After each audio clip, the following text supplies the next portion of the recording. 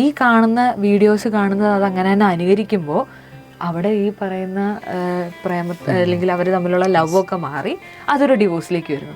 അപ്പോൾ ഡൈവോഴ്സ് ചെയ്യുന്ന സമയമായി. പണ്ട് കല്യാണങ്ങളെ ആർഭാടാന്ന് പറയായിരുന്നു. അതിന്റെ കാരണം എന്താ, നമ്മൾ ആളുകൾ അവിടുത്തെ മത്തായിച്ചന്റെ മോളിനും 10 ലക്ഷം കൊടുത്താണെങ്കിൽ ഇപ്പുറം 20 ലക്ഷം കൊടുക്കണം. ആ ഒരു സാധനത്തിൽ നിന്ന് ഡൈവോഴ്സ് ചെയ്യുമ്പോൾ അവിടെ അതാ ഹാർട്ട് പൊട്ടിയ കേക്ക്. അങ്ങനെയാണെങ്കിൽ എൻ്റെ കേക്കിൽ നിന്ന് ചോര ഒഴുകിയിരിക്കണം. മറ്റേ കല്യാണം കഴിച്ച മാരേജ് സർട്ടിഫിക്കറ്റ് കത്തിക്കുന്നു, അതുപോലെ രണ്ടുപേരും കൂടെ നിൽക്കുന്ന ഫോട്ടോ കത്തിക്കുന്നു. അവൻ കത്തിക്ക് വേണം, ഞാൻ ബോംബിടണം. അപ്പൊ സ്വാഭാവികമായിട്ട് പിന്നെ വെച്ചാൽ ഒരു കാര്യങ്ങൾ പറയാം, ഈ യൂത്തിന്റെ അത്രയും നമ്മുടെ കൂട്ടത്ത് നിൽക്കുന്ന പിള്ളേരുണ്ടല്ലോ, വേറൊരാളും ഇല്ല. ശരിക്കും ഒരു നമ്മുടെ ഏജിലുള്ള ആൾക്കാർ എത്ര നമ്മളെ സപ്പോർട്ട് ചെയ്യാൻ പറ്റും? ഒരു പരിധിയുണ്ട്. നമ്മുടെ പേരൻസ് എത്ര അവിടെ പോട്ടെ, അതിനൊരു പരിധിയുണ്ട്. പക്ഷെ അവർക്കത് റെസ്പെക്റ്റും അതേപോലെ തന്നെ അവർക്ക് കിട്ടേണ്ട കാര്യങ്ങൾ നമ്മളിന്ന് കിട്ടണമെന്ന് അറിഞ്ഞാൽ അവർ നമ്മളെ ചങ്ക് കുറച്ച് കൂടെ നിൽക്കും. പരിഗണന അവർക്ക് ഏറ്റവും ഉള്ള കാര്യമാണ് പരിഗണന. എവിടെ നിന്നാണെങ്കിലും അവർ പരിഗണിക്കണം. പിന്നെ മ്യൂച്വൽ അണ്ടർസ്റ്റാൻഡിങ്ങും റെസ്പെക്റ്റ് അവർക്ക് കൊടുക്കുകയാണെങ്കിൽ ഏത് കാലത്തും യൂത്ത് എല്ലാവരും കൂടെ ഉണ്ടാവും. ശരിക്കും വിവാഹ മാർഗത്തിൽ എങ്ങനെയാണെന്ന് വെച്ച് കഴിഞ്ഞാൽ, ഇപ്പം ചെറുക്കനെ പറ്റി ചോദിക്കുമ്പോൾ വീട്ടിൽ അപ്പനുണ്ടോ അമ്മയുണ്ടോ, അപ്പനും അമ്മയും ഉണ്ടെങ്കിൽ കല്യാണം നടക്കാം. അതായത് ഞാനൊക്കെ ശരിക്കും ഇപ്പോഴാണ് കല്യാണം കഴിക്കാൻ പോകുന്നതെങ്കിൽ ഞാൻ സിഗ്നയായിട്ട് നടക്കേണ്ടി വന്നത്. അതായത് അതാണ് സിറ്റുവേഷൻ. അപ്പനും അമ്മയും പ്രായമുള്ള അപ്പനും അമ്മയുണ്ടോ? വീട്ടിൽ അവരാണോ നിൽക്കുന്നത്, അല്ലെങ്കിൽ അവൻ മാറിയാണോ? ഒരു മോനെ ഉള്ളെങ്കിൽ മോനൊക്കെ ഉണ്ടെങ്കിൽ സിഗ്ന ആവുന്നതായിരിക്കും. അതാണ് ലൈഫ്. സിറ്റുവേഷൻ അങ്ങനെ ഡിമാൻഡ് ചെയ്തുകൊണ്ടിരിക്കുകയാണ്. കാരണം അപ്പനും അമ്മയും അവരൊക്കെ ബാധിതകളാണ്.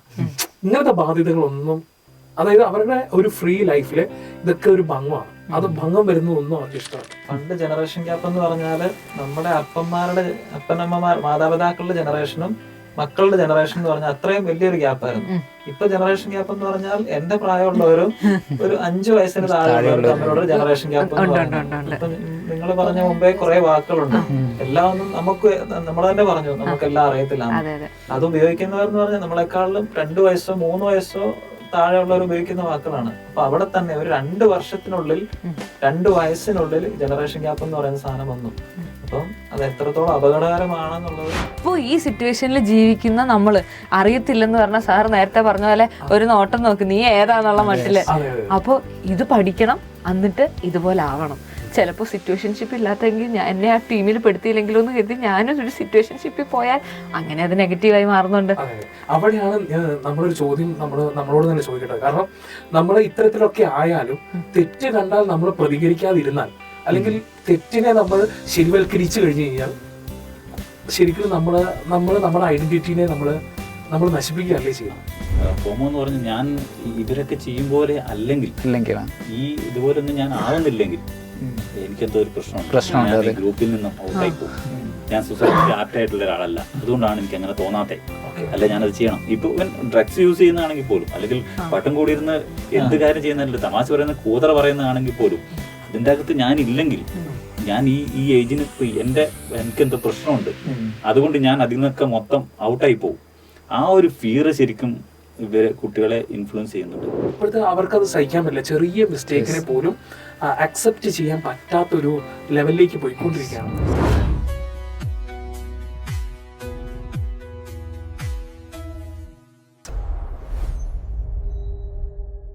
സ്നേഹമുള്ളവരെ, ഹലോ TV മലബാർ വിഷനും ചേർന്ന് ഒരുക്കുന്ന ഒരു എപ്പിസോഡിലേക്ക് നിങ്ങൾക്ക് ഏവർക്കും സ്വാഗതം. നമുക്കറിയാം, നമ്മുടെ ഈ സമൂഹത്തിൽ നമ്മുടെയൊക്കെ ഒരു നിലനിൽപ്പെന്ന് പറയുന്നത് നമ്മൾ സമൂഹത്തിൽ എങ്ങനെയായിരിക്കണം അല്ലെങ്കിൽ നമ്മൾ എങ്ങനെ ആയിരിക്കരുത് എന്നൊക്കെ നമ്മൾ പലപ്പോഴും ചർച്ച ചെയ്തിട്ടുള്ള കാര്യങ്ങളാണ്. അപ്പോൾ അതിനെ അടിസ്ഥാനപ്പെടുത്തിയാണ്. അപ്പോൾ നമുക്കറിയാം, യുവജനങ്ങൾ എത്രത്തോളം ഒരു സമൂഹത്തിന് ആവശ്യമാണെന്ന്, അതായത് ഭാവി എങ്ങനെയായിരിക്കണം, നമ്മുടെ സമൂഹത്തിൻ്റെ ഭാവി എങ്ങനെയായിരിക്കണം എന്ന് തീരുമാനിക്കുന്നത് ഇന്നത്തെ കുട്ടികളും യുവജനങ്ങളുമാണ്. അപ്പോൾ അവർ എങ്ങനെയായിരിക്കണം എന്നുള്ളതാണ് നമ്മുടെ ആഗ്രഹം എന്നൊക്കെ ഒന്ന് അറിഞ്ഞാൽ കൊള്ളാമെന്നുണ്ട്. അതായത് നമുക്ക് നിങ്ങളുടെ അഭിപ്രായങ്ങളും നമ്മുടെ സങ്കല്പങ്ങളും സ്വപ്നങ്ങളും, അല്ലെങ്കിൽ നമുക്ക് എന്തെങ്കിലും വിഷമമുണ്ടായ കാര്യങ്ങളും സമൂഹത്തെക്കുറിച്ചോ യുവജനങ്ങളെക്കുറിച്ചോ ഒക്കെ അതൊക്കെ അറിഞ്ഞാൽ കൊള്ളാമെന്നുണ്ട്. അപ്പോൾ നമുക്ക് ഒരു കാഷ്വലായിട്ട് നമുക്കൊന്ന് സംസാരിച്ച് നമുക്കതിനെക്കുറിച്ച് അറിയാം. നമുക്കറിയാം, നമ്മൾ പരസ്പരം അറിയാവുന്നവരാണ്. അപ്പോൾ അതുകൊണ്ട് നമുക്ക് ഒരു ഫോർമാലിറ്റിയുടെ ആവശ്യമില്ല. നമ്മൾ വളരെ ഫ്രീ ആയിട്ട് നമ്മളിത് സംസാരിക്കുകയാണ്. നമുക്കങ്ങനെ ഒരു പ്രത്യേകിച്ചൊരു ചോദ്യമോ പ്രത്യേകിച്ചൊരു ഉത്തരവോ അങ്ങനെ ഒന്നുമില്ല.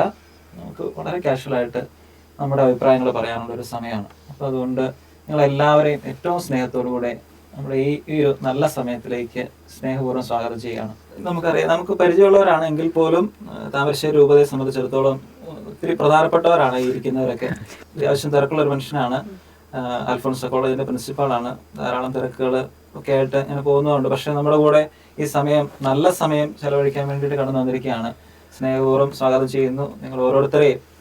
നമുക്കാണെങ്കിൽ ഒരു പേര് പറഞ്ഞ് എന്താണ് ചെയ്യുന്നതെന്നൊന്ന് ജസ്റ്റ് സ്വന്തമായിട്ട് പറഞ്ഞൊന്ന് പരിചയപ്പെടുത്താം. അറിയാൻ വേണ്ടിയിട്ട് അറിയാം, പക്ഷെ എന്നാലും ഒന്നുകൂടെ.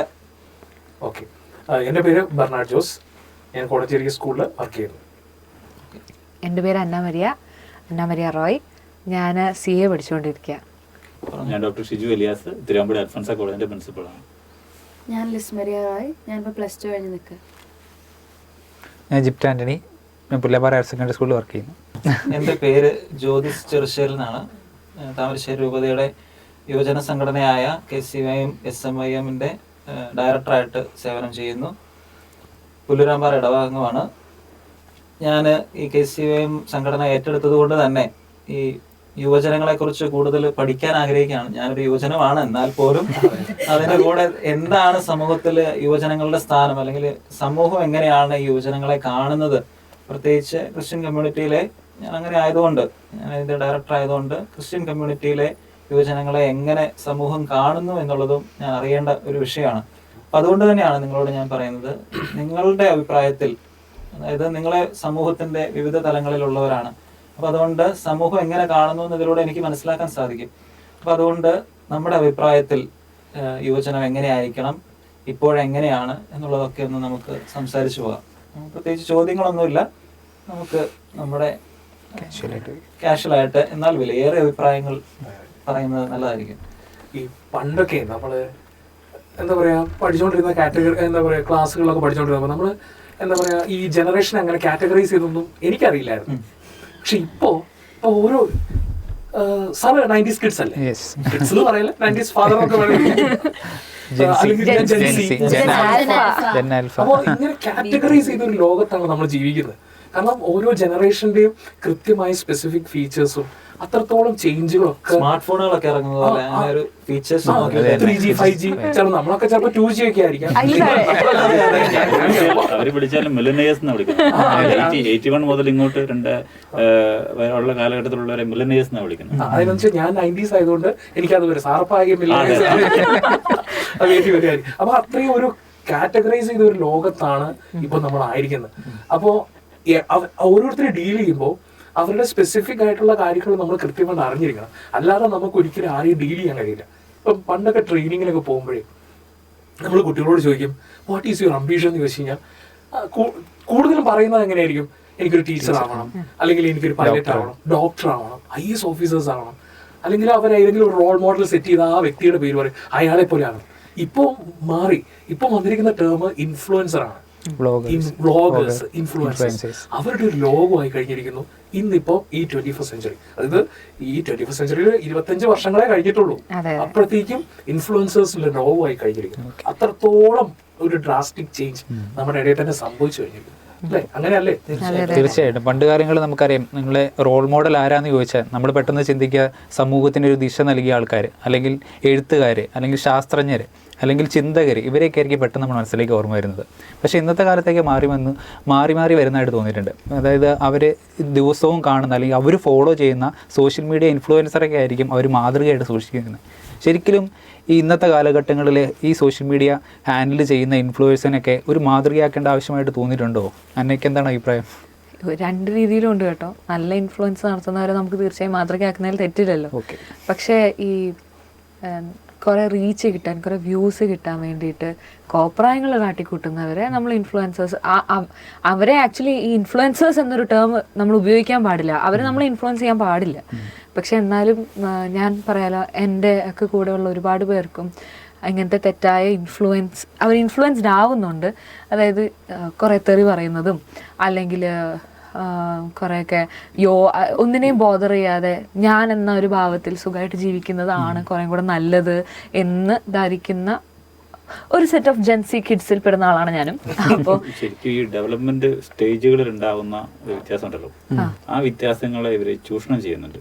പ്രത്യേകിച്ച് ഇപ്പൊ അഡോളസൻസ് ഏജ് കഴിഞ്ഞിട്ട് ഇങ്ങോട്ട് കയറി വരുമ്പോഴേക്കും കൂടുതൽ കുട്ടികൾക്ക് എന്താ പറയാ മറ്റു കാര്യങ്ങൾ മറ്റുള്ളവരെ ശ്രദ്ധിക്കുന്ന ഒരു സമയമാണ്. കാരണം അവര് പേരൻസിനൊക്കെ വിട്ട് അവർ സ്വന്തമായിട്ട് ഒന്ന് ഡെവലപ്പ് ചെയ്ത് വരുന്ന കാലഘട്ടമാണ്.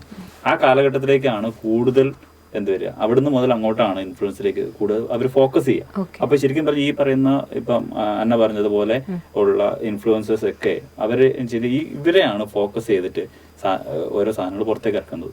അങ്ങനെ ഇറക്കുന്നതുകൊണ്ടുണ്ടാകുന്ന ഒരു പ്രശ്നം വെച്ചാല് ഈ കുട്ടികൾ ഇത് കാണും. അതുകൊണ്ടാണ് ശരിക്കും അഡിക്ഷൻ എന്ന് പറയുന്ന സാധനം അതൊക്കെ ഓട്ടോമാറ്റിക്കായിട്ട് ആയി പോകുന്നത്. അവര് മനഃപൂർവ്വം പോയി ഇതിനകത്ത് നമ്മൾ തന്നെ അറിയാം. നമ്മൾ ഒരു അരമണിക്കൂർ ഒരു സാധനം കാണണമെന്ന് വിചാരിച്ച് നമ്മൾ ചിലപ്പോൾ ഏക്കുന്നു 1.5 മണിക്കൂർ കഴിയുമ്പോഴായിരിക്കും. അതിന്റെ ഒരു റീസൺ എന്ന് പറഞ്ഞത് പ്രത്യേകിച്ച് കുട്ടികളെ സംബന്ധിച്ചിടത്തോളം അവർക്ക് ഇതിന്റെ ഈ വിവേചിച്ചറിയാനുള്ള ഒരു ഇതില്ലല്ലോ. അതുകൊണ്ട് തന്നെ ഈ ഫ്രണ്ടൽ ലോബ് പ്രോപ്പറായിട്ട് വർക്ക് ചെയ്യാൻ തുടങ്ങുന്ന ആ ടൈം വരെ, അതായത് ഒരു ഏജ്ഡ് ആവുന്ന അല്ല അഡൽട്ട് ആവുന്ന ഒരു ടൈം വരെയുള്ള സമയത്ത് അവരതിന് കൃത്യമായിട്ട് വിവേചിച്ചറിയാൻ പറ്റില്ല. അതുകൊണ്ടാണ് ഇവർ പെട്ടെന്ന് ഈ പറയുന്ന ഇൻഫ്ലുവൻസേഴ്സ് വഴിയായിട്ട് സ്വാധീനിക്കപ്പെടുന്നത് എനിക്ക് തോന്നുന്നുണ്ട്. അപ്പൊ അതിനകത്ത് ഈ പറഞ്ഞത് ഓരോ കാലഘട്ടങ്ങൾക്കനുസരിച്ചിട്ട്, അതായത് ആൾക്കാർക്ക് ഇഷ്ടപ്പെട്ട രീതിയിൽ ഇപ്പൊ ഏറ്റവും കൂടുതൽ ആൾക്കാർ ഏതാണ് കാണാൻ സാധ്യതയുള്ളത്, ഏറ്റവും കൂടുതൽ ഇൻഫ്ലുവൻസ് ചെയ്യപ്പെടാൻ സാധ്യതയുള്ള അതിനെ ബേസ് ചെയ്തിട്ടാണ് ഇവർ ഈ സാധനങ്ങൾ ഓരോന്ന് എടുക്കൊണ്ട് വരുന്നത്. അതൊരു ട്രെൻഡായി മാറി. അതായത് ശരിക്കും പറയുകയാണെങ്കിൽ അതിനെ വേണമെങ്കിൽ നമുക്ക് ഹൈലൈറ്റ് റീൽസ് എന്ന് വിളിക്കാം. അതായത് എന്താന്ന് വെച്ച് കഴിഞ്ഞാൽ നമ്മൾക്ക് ഏറ്റവും കൂടുതൽ ശ്രദ്ധിക്കും എന്ന് തോന്നുന്ന രീതിയിലുള്ള റീൽസുകൾ സെറ്റ് ചെയ്ത് വെക്കും. അപ്പൊ ഓട്ടോമാറ്റിക്കായിട്ട് മജോറിറ്റി അത് കണ്ടു കഴിഞ്ഞ് കഴിഞ്ഞാൽ എല്ലാവരിലേക്കും അത് എത്തും. അങ്ങനത്തെ ഒരു അൽഗോരിതം ആണല്ലോ നമ്മുടെ സോഷ്യൽ മീഡിയയും. അത് നമ്മളെ പെട്ടെന്ന് അട്രാക്ട് ചെയ്യുന്നത്. ഈവൻ ഈ വാട്സപ്പിന്റെ ഒക്കെ കളർ, വാട്സപ്പ് ഫേസ്ബുക്കിന്റെ ഒക്കെ കളർ തീംസ് സെറ്റ് ചെയ്ത പോലും നമ്മളെ പെട്ടെന്ന് അട്രാക്ട് ചെയ്യുന്ന രീതിയിലാണെന്ന് ഞാൻ കേട്ടിട്ടുണ്ട്. അപ്പൊ ഇതേപോലത്തെ ഒരു അട്രാക്ഷനെയാണ് മെയിൻ ആയിട്ട് ഇവര് ഫോക്കസ് ചെയ്തിരിക്കുന്നത്. അതെ, അവരെ സംബന്ധിച്ചിടത്തോളം ഇതൊരു ബിസിനസ് ആണ്.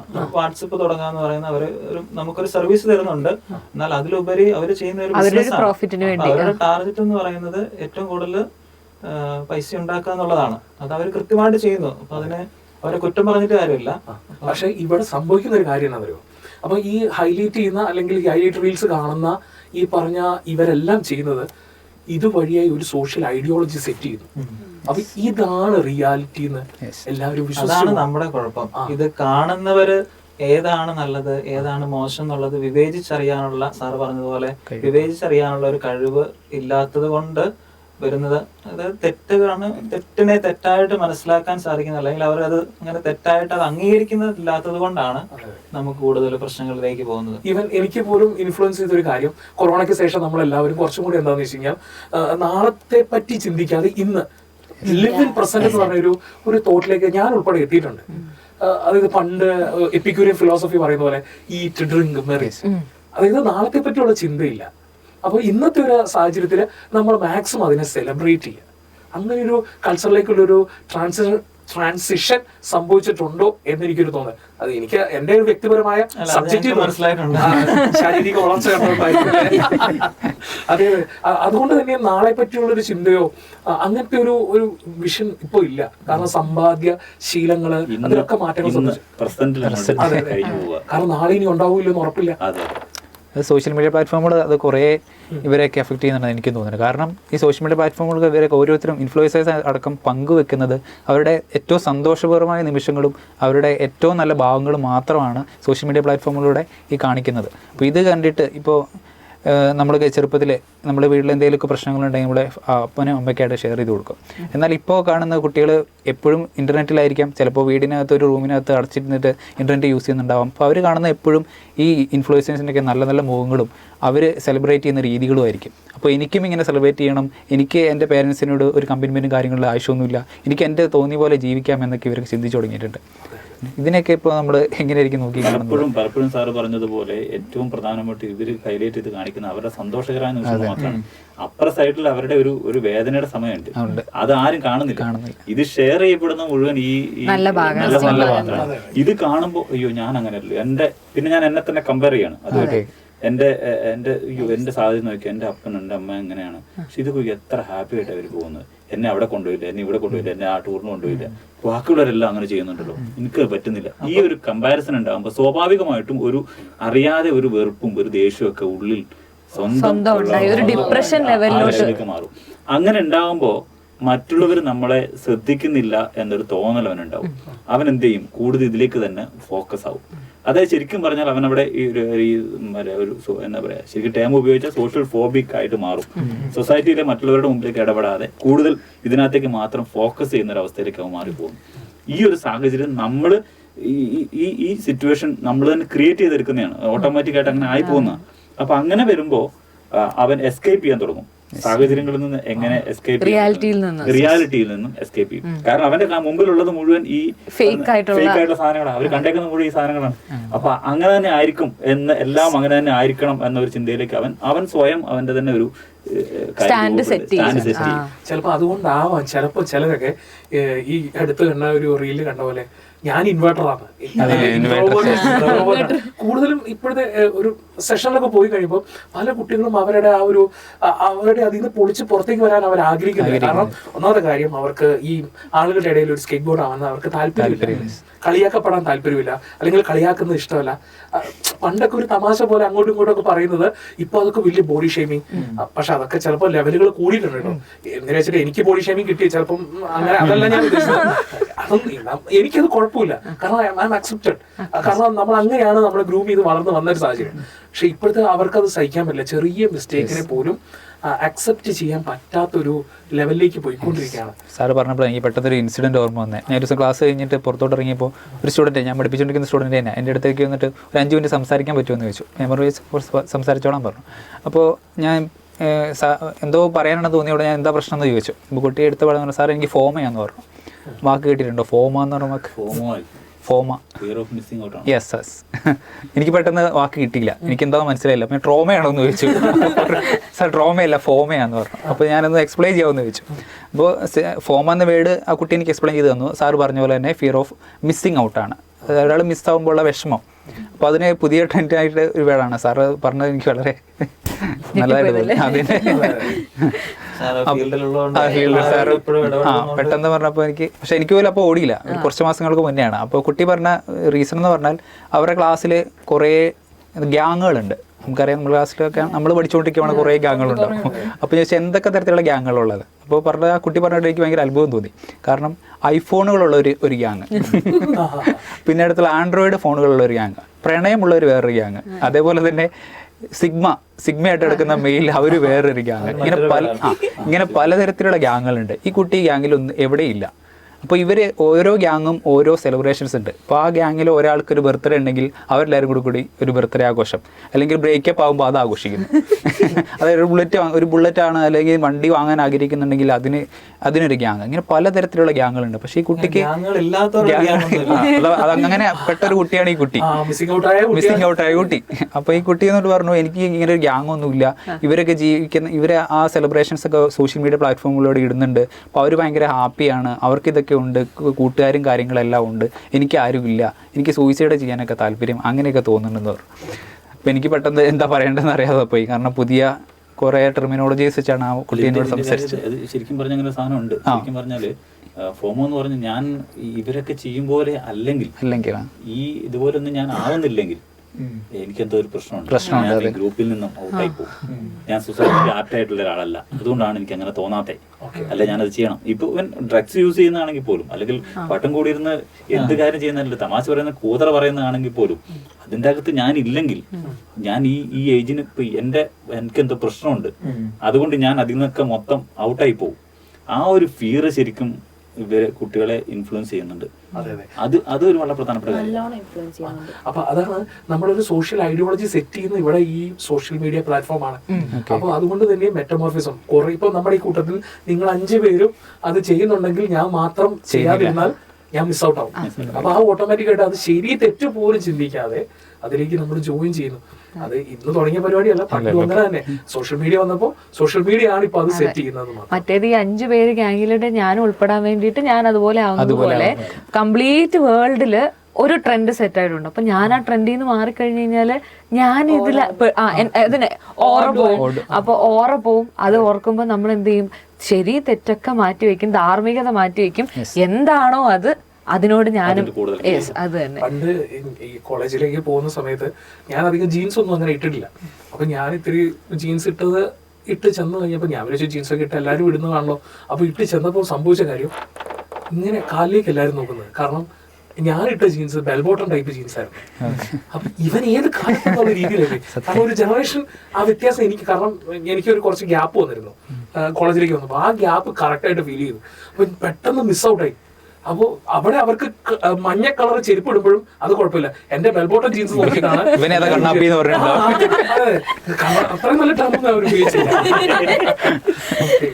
അങ്ങനെ അപ്പൊ ഈ ജനറേഷൻ ഗ്യാപ്പ് മിസ് ഔട്ട് ആയിട്ടുണ്ടെങ്കിൽ എന്റെ പൊന്നെ നമുക്ക് അവിടെ പിടിച്ചു നിൽക്കാൻ പറ്റില്ല. ഈവൻ ഇപ്പോഴത്തെ ടേമുകളുടെ കാര്യം പറഞ്ഞപ്പോഴാണ് ലവേഴ്സിന്റെ ടേമുകൾ എന്തൊക്കെ മാറി അല്ലേ? ഒന്ന് പറയാമോ? ആക്ച്വലി എനിക്ക് പോലും അറിയാത്ത കുറെ ഉണ്ട്. സോഫ്റ്റ് ലോഞ്ചിങ്, ബെഞ്ചിങ്, സിറ്റുവേഷൻഷിപ്പ്, പിന്നെ റെഡ് ഫ്ലാഗ് ആണ്. ഈ ഒരു കാര്യത്തിൽ പഠിക്കാൻ വേണ്ടിട്ട് ഞാൻ കുറേ വാക്കുകൾ സെർച്ച് ചെയ്തു. ഇത് പറയുന്ന കേട്ടിട്ട് പല സാധനങ്ങളും ഞാൻ സെർച്ച് ചെയ്തു. ഞാൻ എന്നിട്ട് നോട്ട്, എനിക്കിത് ഓർക്ക് നിൽക്കാൻ പറ്റണ്ടേ, ഇവരെല്ലാം ഓർത്തിരിക്കുന്നുണ്ടോ, ഇതെനിക്ക് ഓർത്തിരിക്കാൻ പറ്റാം. ഞാൻ അതിന്റെ മൊബൈലിൽ നോട്ട് ഇട്ട് വെച്ചേക്കുക, ഏതൊക്കെയാണ് ഇവർ പറയുന്ന വാക്കുകൾ, എന്താ നമുക്ക് ഐഡന്റിഫൈ ചെയ്യണമല്ലോ എന്താന്നുള്ളത്. ഞാൻ എന്നിട്ട് പഠിച്ചു കേട്ടോ. സിറ്റുവേഷൻഷിപ്പ് എന്ന് പറഞ്ഞാൽ ഓരോ സിറ്റുവേഷൻസ് ലവ് ഉണ്ട്, പക്ഷെ നോ കമ്മിറ്റ്മെന്റ്. സ്നേഹമുണ്ട്, പക്ഷെ നിന്നെ ഞാൻ ഇതിനെ സ്നേഹിക്കുന്നത് ഇപ്പൊ ഇങ്ങനെ സമയം പോട്ടെന്ന്. ഈ സിറ്റുവേഷൻ ഇവിടെ ഒരാൾ, എനിക്കറിയാവുന്ന ഒത്തിരി ആൾക്കാരുണ്ട്, ഇവിടെ ഒരാൾ, അപ്പുറത്ത് വേറെ ഒരാളുണ്ട്. ടെമ്പറലി ഇവിടെ പറയുന്ന പോലെ ആ ടേമുകൾക്കൊക്കെ അപ്പുറമാണ് ഇപ്പോഴത്തെ ടേമുകൾ. അതെ അതെ, പുതിയ പുതിയ വാക്കുകൾ അവർ ഇൻട്രൊഡ്യൂസ് ചെയ്യുന്നു. അല്ല, ഇതിനകത്ത് എനിക്ക് ഏറ്റവും സ്ട്രൈക്ക് ചെയ്ത് എന്നാന്നറിയാം, സാറിന് ഇതൊന്നും അറിയേണ്ട പോലെ ആവശ്യമില്ല. സാർ ഈ പറയുന്ന കാലമൊക്കെ കഴിഞ്ഞു, സാർ മാരിഡ് ആണ്, സാറിന്റെ രീതിയിൽ പോകുന്നു. എന്നിട്ടും ഈ ട്രെൻഡിനോട് ഒത്തു നിൽക്കാൻ ഇതെല്ലാം എഴുതി പഠിക്കേണ്ടി വന്നു ഈ കാലത്തില്. അല്ല ഉദ്ദേശിച്ച സാർ അത് നോട്ട് ചെയ്യേണ്ടി വന്നു. അപ്പൊ ഈ സിറ്റുവേഷനിൽ ജീവിക്കുന്ന നമ്മള് അറിയത്തില്ലെന്ന് പറഞ്ഞാൽ, സാർ നേരത്തെ പറഞ്ഞ പോലെ ഒരു നോട്ടം നോക്ക്, നീ ഏതാന്നുള്ള മട്ടില്. അപ്പൊ ഇത് പഠിക്കണം, എന്നിട്ട് ഇതുപോലെ ആവണം. ചിലപ്പോൾ സിറ്റുവേഷൻഷിപ്പ് ഇല്ലാത്തെങ്കിൽ എന്നെ ആ ടീമിൽ പെടുത്തിയില്ലെങ്കിലും എന്ന് കരുതി ഞാനും ഒരു സിറ്റുവേഷൻഷിപ്പിൽ പോയാൽ അങ്ങനെ അത് നെഗറ്റീവായി മാറുന്നുണ്ട്. അവിടെയാണ് നമ്മളൊരു ചോദ്യം നമ്മളോട് തന്നെ ചോദിക്കട്ടെ. കാരണം നമ്മൾ ഇത്തരത്തിലൊക്കെ ആയാലും തെറ്റ് കണ്ടാൽ നമ്മൾ പ്രതികരിക്കാതിരുന്നാൽ, അല്ലെങ്കിൽ തെറ്റിനെ നമ്മൾ ശരിവൽക്കരിച്ചു കഴിഞ്ഞു കഴിഞ്ഞാൽ ശരിക്കും നമ്മുടെ ഐഡന്റിറ്റിനെ നമ്മൾ നശിപ്പിക്കുകയല്ലേ ചെയ്യുന്നത്. സാറേ, അതാ ഞാൻ പറയാൻ വന്നത്. ഇപ്പൊ ഇതിന്റെ ബാക്ക് ഇതിലേക്ക് വ്യക്തിയായി നമുക്ക് മനസ്സിലാകുന്നത്, ഒരു ഇൻഡിവിജ്വൽ ഐഡന്റിറ്റി എന്ന് പറയുന്ന സാധനം ഇപ്പൊ ശരിക്കും അങ്ങനെ കാണാനില്ല. ഇത് ഞാൻ ഇപ്പൊ എന്റെ പേര് ഷൈജു എന്ന് പറയുന്ന വ്യക്തിയുടെ ഒരു യുണീക്നെസ് ഉണ്ട്. ആ യുണീക്നെസ് ഒരു സ്ഥലത്തും ഇല്ല. ഞാൻ എന്ത് ചെയ്തു, ഞാനിപ്പം ജിപ്റ്റിന്റെ കൂടെ, ജിപ്റ്റ് എന്താണോ അതിന്റെ കൂട്ടത്തിൽ, ബെർണാഡ് എന്താണോ ആ കൂട്ടത്തിൽ, അന്ന എന്താണോ അതുപോലെ, ലിസ് എന്താണോ അതുപോലെ, അച്ഛൻ എന്താണോ അതേ രീതിയിൽ. കാരണം ഇല്ലെങ്കിൽ എൻ്റെ ഐഡന്റിറ്റി കൊണ്ട് കാര്യമില്ല. ഞാൻ നിങ്ങളുടെ കൂടെ കൂടിയാലേ ശരിയാവത്തുള്ളൂ. അപ്പൊ സാറ് പറഞ്ഞ ഇൻഡിവിജ്വൽ ഐഡന്റിറ്റി എന്ന് പറയുന്ന സാധനം നഷ്ടപ്പെട്ടു പോയി എവിടെയൊക്കെയോ. അത് എല്ലാ കാര്യങ്ങളും ഇതിൽ മാത്രമല്ല കേട്ടോ. ഇവൻ നമ്മൾ നേരത്തെ പറഞ്ഞല്ലോ പ്രണയത്തിന്റെ കാര്യത്തിൽ, നേരത്തെ പ്രണയത്തിന് ഒരു സൗന്ദര്യം ഉണ്ടായിരുന്നു. ആ സൗന്ദര്യം എന്ന് പറയുന്ന ഒരു കാത്തിരിപ്പിന്റെ സൗന്ദര്യമായിരുന്നു, കാത്തിരിക്കാനുള്ള മനസ്സുണ്ടായിരുന്നു. ഇന്നതില്ലല്ലോ. ഇല്ല, സത്യമായിട്ട് എല്ലാം ഇൻസ്റ്റന്റ് ആണ്. ഈ സോഷ്യൽ മീഡിയയുടെ മെസ്സേജ് ആണെങ്കിൽ ഇൻസ്റ്റന്റ്, അതായത് അതിനകത്ത് കുറെ പ്രശ്നങ്ങൾ വരുന്നുണ്ട്. നല്ലതാണ്, ഇൻസ്റ്റന്റ് ആയിട്ട് നമുക്കൊരു കാര്യം കമ്മ്യൂണിക്കേറ്റ് ചെയ്തു അതിന് ഇൻസ്റ്റന്റ് ആയിട്ട് റിപ്ലൈ കിട്ടിയാൽ നമുക്ക് കാര്യങ്ങൾ നടത്താനൊക്കെ എളുപ്പമാണ്. പക്ഷേ ഈ പറഞ്ഞ പ്രശ്നങ്ങൾ, ഈ പറഞ്ഞ കാര്യങ്ങളിലൊക്കെ ഇൻസ്റ്റന്റ് ആയിട്ട് ഒരു മെസ്സേജ് അയച്ചു, അതിന് പെട്ടെന്ന് റിപ്ലൈ കിട്ടിയില്ല, അപ്പോഴത്തേന് പിന്നെ സംശയമായി, പിന്നെ അത് ബ്രേക്കപ്പ് ആയി, പിന്നെ അതിന്റെ അപ്പുറത്തേക്ക് പ്രശ്നങ്ങളായി. അപ്പം നല്ല കാര്യങ്ങളുണ്ട്, പക്ഷെ അതിലും അപ്പുറം ഈ മുമ്പേ പറഞ്ഞത് വിവേചിച്ചറിയാനുള്ളൊരു കഴിവില്ലാത്തത് കൊണ്ട് അതിനെ ഭയങ്കര നെഗറ്റീവായിട്ട് കാണിക്കപ്പെടുന്നുണ്ട്. പിന്നെ അതുകൊണ്ടൊക്കെ ആയിരിക്കാം ഇപ്പോഴത്തെ കല്യാണം വിവാഹം ഒക്കെ ഷോർട്ട് ലീവ്. അതെ, തീർച്ചയായിട്ടും അധികം നീണ്ടു പോകാതെ പെട്ടെന്ന് അവർക്ക് തോന്നുകയാണ് ദിസ് ഇസ് നോട്ട് ഗുഡ് എന്ന് പറയാം. അതായത് ഒരു സോഷ്യൽ, അവർ തമ്മിലുള്ള ഒരു മ്യൂച്വൽ കോൺട്രാക്ട് മാത്രമായി. മാരേജ് എന്ന് പറയുന്നത് അതിന്റെ നമ്മുടെ വിശ്വാസത്തിന് പഠിപ്പിക്കുന്ന രീതിയിൽ നിന്നൊക്കെ മാറി.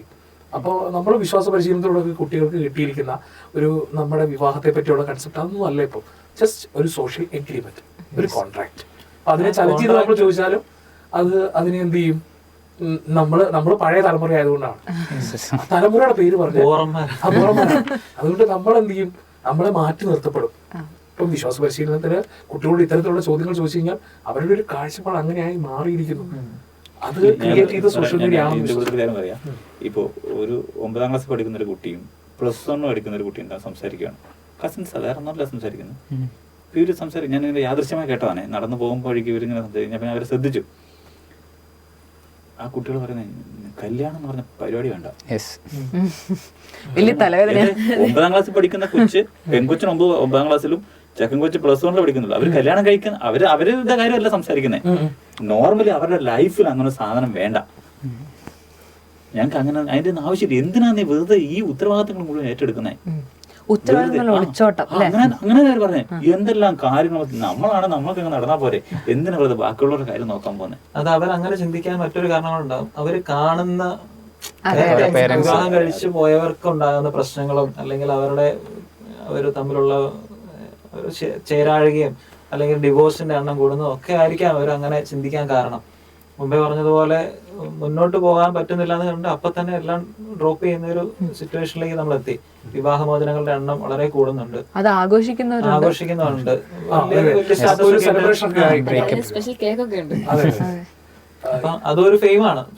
അത് നെഗറ്റീവായിട്ടുള്ള ഒരു കാര്യമാണെന്ന് എല്ലാവർക്കും അറിയാം. പക്ഷെ അതിനെ ഞാൻ പോസ്റ്റ് ചെയ്യാൻ ആഗ്രഹിക്കുന്നുണ്ടെങ്കിൽ അതിലൂടെ എനിക്ക് ഫെയിം കിട്ടണം എന്നാണല്ലോ ആഗ്രഹിക്കുന്നത്. അപ്പം മുമ്പേ പറഞ്ഞ പോലെ ഒരു പ്രസിദ്ധി, കുപ്രസിദ്ധി എന്ന് പറയുന്ന രണ്ട് കാര്യങ്ങൾ. നല്ല കാര്യങ്ങൾ ചെയ്താൽ പ്രശസ്തി ഉണ്ടാവും സ്വാഭാവികമായിട്ടും. പക്ഷെ അതിനേക്കാൾ കൂടുതൽ റീച്ച്, മുമ്പേ പറഞ്ഞ പോലെ റീച്ചും വ്യൂവർഷിപ്പും കുപ്രസിദ്ധിയിലൂടെ കിട്ടും. അത് പെട്ടെന്ന് ഇൻസ്റ്റന്റ് ആയിട്ട് കിട്ടും. അതാണ് കൂടുതൽ ആഗ്രഹിക്കുന്നത്. അപ്പം അതിലൂടെ 4 പേര് കൂടുതൽ അറിഞ്ഞാൽ എനിക്ക് കൂടുതൽ സന്തോഷമാവില്ലേ? ഇപ്പൊ ഈ പറഞ്ഞ ഡിവോഴ്സ് എന്നൊക്കെ പറയുന്നത് പണ്ട് കാലത്തായിരുന്നു കുപ്രസിദ്ധി. ഇപ്പൊ കുപ്രസിദ്ധി അല്ല, അത് നോർമലൈസ്ഡ് ആണ്. നോർമലൈസ്ഡ് ആണ്. സെലിബ്രേറ്റ് ചെയ്താൽ നോർമലൈസ് എന്നുള്ള വാക്കാണ് എല്ലാത്തിന്റെ ഒരു ബേസ്. അതായത് ശരിക്കും കൊറോണ അതിന് ഒരു വേർഡ് പഠിപ്പിച്ചു തന്നു, back to new normal. New normal, ഇതെല്ലാം ന്യൂ നോർമൽ ആണ്. ഇത് നോർമലൈസ് ചെയ്യപ്പെട്ടു. എനിക്കൊരു സംശയം ഇതാണ്, എനിക്ക് തോന്നുന്നു ഫിനാൻഷ്യലി ഇരു കൂട്ടരും, അതായത് ഭാര്യയും ഭർത്താവും ഫിനാൻഷ്യലി സ്റ്റേബിൾ ആയതും, അതായത് അവർക്ക് എന്താ പറയുക, അവർക്ക് ജോലിയുള്ളതും സമ്പാദ്യം അവർക്ക് പണം ഉള്ളത് കൊണ്ടാവാം. ചിലപ്പോൾ എൻ്റെ ഒരു കാഴ്ചപ്പാടായിരിക്കും, ചിലപ്പോൾ അതുകൊണ്ടും കൂടെ ആവാം. അതുകൊണ്ട് ഇവർക്ക് മ്യൂച്വലി ഓക്കെ അല്ലെങ്കിൽ ഡിവോഴ്സ് ഈസ് ഓക്കെ എന്ന് അവർ ചിന്തിക്കുന്നത് ചിലപ്പോൾ അതുകൊണ്ടാവാം. ആരെയും ഡിപ്പെൻഡ് ചെയ്യാതെ ഐഡന്റിറ്റി എന്ന് പറഞ്ഞു. പക്ഷെ ഇത് പറഞ്ഞത് ഐഡന്റിറ്റി അല്ല, ഒരു ഞങ്ങൾക്ക് ഫിനാൻഷ്യലി ഓക്കെ എനിക്കൊരു ജോലി എനിക്കറിയാം, അതുകൊണ്ട് ഞങ്ങൾക്ക് മ്യൂച്വലി ഞങ്ങൾ തമ്മിൽ ഓക്കെ ആക്കി ഞങ്ങൾ ഡിവോഴ്സ് ചെയ്യാം. ഞാൻ പിന്നെ എന്തിനാ നീ പറയുന്നത് കേട്ട് നിൽക്കുന്നേ? എനിക്കുണ്ടല്ലോ എന്റെ കാര്യങ്ങളല്ലേ. ഞാൻ നിന്റെ കൂടെ നിൽക്കേണ്ട ആവശ്യമില്ലല്ലോ. അതുകൊണ്ട് അങ്ങനെയും ഡിവോഴ്സുകൾ സംഭവിക്കുന്നുണ്ട്. നമ്മുടെ മറ്റേ നേരത്തെ പറഞ്ഞ ലിവിങ് ടുഗദർ എന്ന് പറയുന്ന കൺസെപ്റ്റ് ഒക്കെ ഒരുപക്ഷെ ഇങ്ങനെ ഡെവലപ്പ് ചെയ്ത് വന്നതായിരിക്കാം. കാരണം എന്താ വെച്ചാൽ എനിക്ക് അങ്ങനെ വലിയ ഉത്തരവാദിത്തം എടുക്കേണ്ട കാര്യമൊന്നുമില്ല അല്ലേ. പക്ഷെ ഇതിന്റെ ഒരു പര്യവസാനം എന്ന് പറയുന്ന സാധനമുണ്ട്. ഇപ്പൊ ലിവിങ് ടുഗദർ എന്ന് പറഞ്ഞാൽ രണ്ടുപേരും ഒരുമിച്ച് ജീവിക്കാൻ തീരുമാനിച്ചു. ഈ നമുക്ക് അറിയാം, ഒരാള് ഒരു കിടപ്പിലായിപ്പോയി. ഇപ്പൊ ഈ ഒരുമിച്ച് ജീവിക്കുകയാണ്, മാരേജും കഴിച്ചിട്ടില്ല, ഒരാൾ കിടപ്പിലായിപ്പോയി. മറ്റൊക്കെ എപ്പോ വേണമെങ്കിലും ലീവ് ചെയ്ത് പോകാൻ പാടില്ലേ? ആര് സംരക്ഷിക്കും? ആര് നോക്കും? ചോദ്യം ചെയ്യാൻ പറ്റത്തുമില്ല. അങ്ങനെ ഒരു ഡീലിലാണ് അത് ഏറ്റെടുത്തിരിക്കുന്നത്. ഇല്ല എന്ന് വിചാരിച്ച ഭാര്യ ഭർത്താക്കന്മാരെ നോക്കാൻ നടക്കുന്നില്ല, അത് ശരിയാണ്. പക്ഷെ അതിനേക്കാളും എന്നാൽ അവിടെ ഒരു ബോണ്ട് ഉണ്ട്. ആ ബോണ്ട് ഇവിടെ ഇല്ല. അതാണ് ശരിക്കും പറഞ്ഞത്. ഈ മാരേജ് പറഞ്ഞ കൺസെപ്റ്റ് തന്നെ കംപ്ലീറ്റ് ഈ ഒരു കാലഘട്ടത്തിൽ മാറിയിട്ടുണ്ട്. ഏറ്റവും കൂടുതൽ അഡ്ജസ്റ്റ്മെന്റും സാക്രിഫൈസും വേണ്ട, പകരം മ്യൂച്വൽ അണ്ടർസ്റ്റാൻഡിങ് മതി. അതിനുള്ള ബേസ് വളരെ സന്തോഷത്തോടുകൂടെ ഭയങ്കര സൗഹൃദത്തോടുകൂടെ ഡിവോഴ്സ് മേടിക്കുന്നവരുണ്ട്. ആഘോഷമായിട്ട് ഞങ്ങൾ ഇപ്പോഴും ഫ്രണ്ട്സ് ആണ്. എന്റെ വൈബിന് ഇത് മാച്ച് ആവുന്നില്ല, അതുകൊണ്ട് നമുക്ക് രണ്ടുപേർക്കും തമ്മിൽ അങ്ങനെ തിരിയാം. അതാണ് എക്സാക്ട് വേർഡ്. എന്റെ വൈബിന് മാച്ച് ആവുന്നില്ല, എന്റെ അതിന് ഓക്കെ അല്ല. അപ്പൊ ആ വൈബ് സെറ്റ് ആവുന്നത് ഒരു പക്ഷേ ഫിനാൻഷ്യൽ ഇൻഡിപെൻഡൻസ് കൊണ്ടാവാം. അതും ആവാം. പിന്നെ വൈബുകൾക്ക്, അതായത് എന്റെ കൂടെ ഒരുമിച്ച് ഞങ്ങൾ രാത്രിയിലെ ട്രിപ്പിങ്ങിന് പോവുകയാണ്, ഞങ്ങൾ ഒരുമിച്ച് നൈറ്റ് ഡ്രൈവുകൾ, ഇനി ഞങ്ങൾക്ക് പോസ്റ്റ് ലൈഫ്, അതായത് അവർ രണ്ടുപേരുടെയും ഞാൻ ചിന്തിക്കുന്നത് തന്നെ എന്റെ പാർട്ട്ണറും ചിന്തിക്കുന്നുണ്ടെങ്കിൽ അവരൊരേ വൈബ്. ഞാൻ ചിന്തിക്കുന്നത് ഇയാള് ചിന്തിക്കുന്നത് ആരെന്നും വേണ്ടെന്ന് പറയുകയാണെങ്കിൽ ഇയാൾക്ക് തന്ത വൈബ് എന്ന് പറഞ്ഞാൽ അയാൾ വേറെ വൈബ് എന്ന് പറഞ്ഞാൽ മാറ്റി വിട്ടു. തന്ത വൈബ്, തള്ള വൈബ്, അങ്ങനെ കുറെ വൈബുകൾ ഇട്ട് കഴിഞ്ഞിരിക്കുന്നു. പക്ഷെ ഈ വൈബ് സെറ്റ് ചെയ്യുമ്പോൾ ഉള്ള പ്രശ്നം, ഒരു കുട്ടിയൊക്കെ ഉണ്ടായി കഴിഞ്ഞിട്ടായിരിക്കും ഈ വൈബ് സെറ്റ് ആവുന്നില്ല എന്ന് മനസ്സിലാവുന്നത്. അപ്പം അവര് മ്യൂച്വൽ കോൺട്രാക്റ്റിൽ ഇത് തീരുമാനിച്ചു, ഞങ്ങള് പിരിയുവാണെന്നൊക്കെ തീരുമാനിച്ചു. പക്ഷെ അവിടെ ഒരു ചോദ്യചിഹ്നമാണ്, ഈ കുഞ്ഞ് ആര് നോക്കും, എങ്ങനെ നോക്കും? എന്നിട്ട് ഈ കുഞ്ഞ് വളർന്നു വരുമ്പം ആരും നോക്കാനില്ലാതെ അവർക്ക് ഇഷ്ടമുള്ളവരെ ജീവിച്ച് ഒരു സമൂഹത്തില് അത്ര ജീവിക്കാൻ പറ്റാത്തൊരവസ്ഥയിലേക്ക് എത്തുമ്പം ആരെ കുറ്റപ്പെടുത്തും, അല്ലെങ്കിൽ ആരെ ഇതിന്റെ ഉത്തരവാദിത്വം ഏറ്റെടുക്കും? ഈ കുഞ്ഞ് ഒരു മൂല്യങ്ങളില്ലാതെ വളർന്നു വന്നാൽ ആര് അതിന്റെ ഉത്തരവാദിത്വം ഏറ്റെടുക്കും എന്നുള്ളതാണ് അടുത്ത ചോദ്യം. അല്ല, ഇതിനകത്ത് വേറൊരു കാര്യമുണ്ട് വെച്ചാൽ, ഇപ്പൊ അവര് ചോദിക്കുന്ന ഒരു ചോദ്യമുണ്ട്. അപ്പൊ ഈ അച്ഛൻ ചോദിച്ച ചോദ്യത്തിനുള്ള മറുചോദ്യം ഞാൻ പറയാം. ഒരു കൊച്ചുണ്ടായെന്ന് വിചാരിച്ച് എന്റെ ജീവിതകാലം മുഴുവൻ ഞാനിവിടെ കിടക്കണോ? അതാണ്. എനിക്കിപ്പോ ഈ ആളുമായിട്ട് അഡ്ജസ്റ്റ് ചെയ്യാൻ പറ്റുന്നില്ല. എനിക്കൊരു കൊച്ചുണ്ടായിപ്പോയി. കൊച്ചുണ്ടായതിന്റെ പേരിൽ ഈ ജീവിതകാലം മുഴുവൻ ഞാൻ അങ്ങനെ കിടക്കേണ്ട കാര്യമുണ്ടോ? ഇനി വേറൊരു ഭാഗം കൂടെ ഉണ്ട് ഇതിന്റെ. വേറെ വശം ഞാൻ പറയാണ്. ശരിക്കും മക്കളുടെ പേരിൽ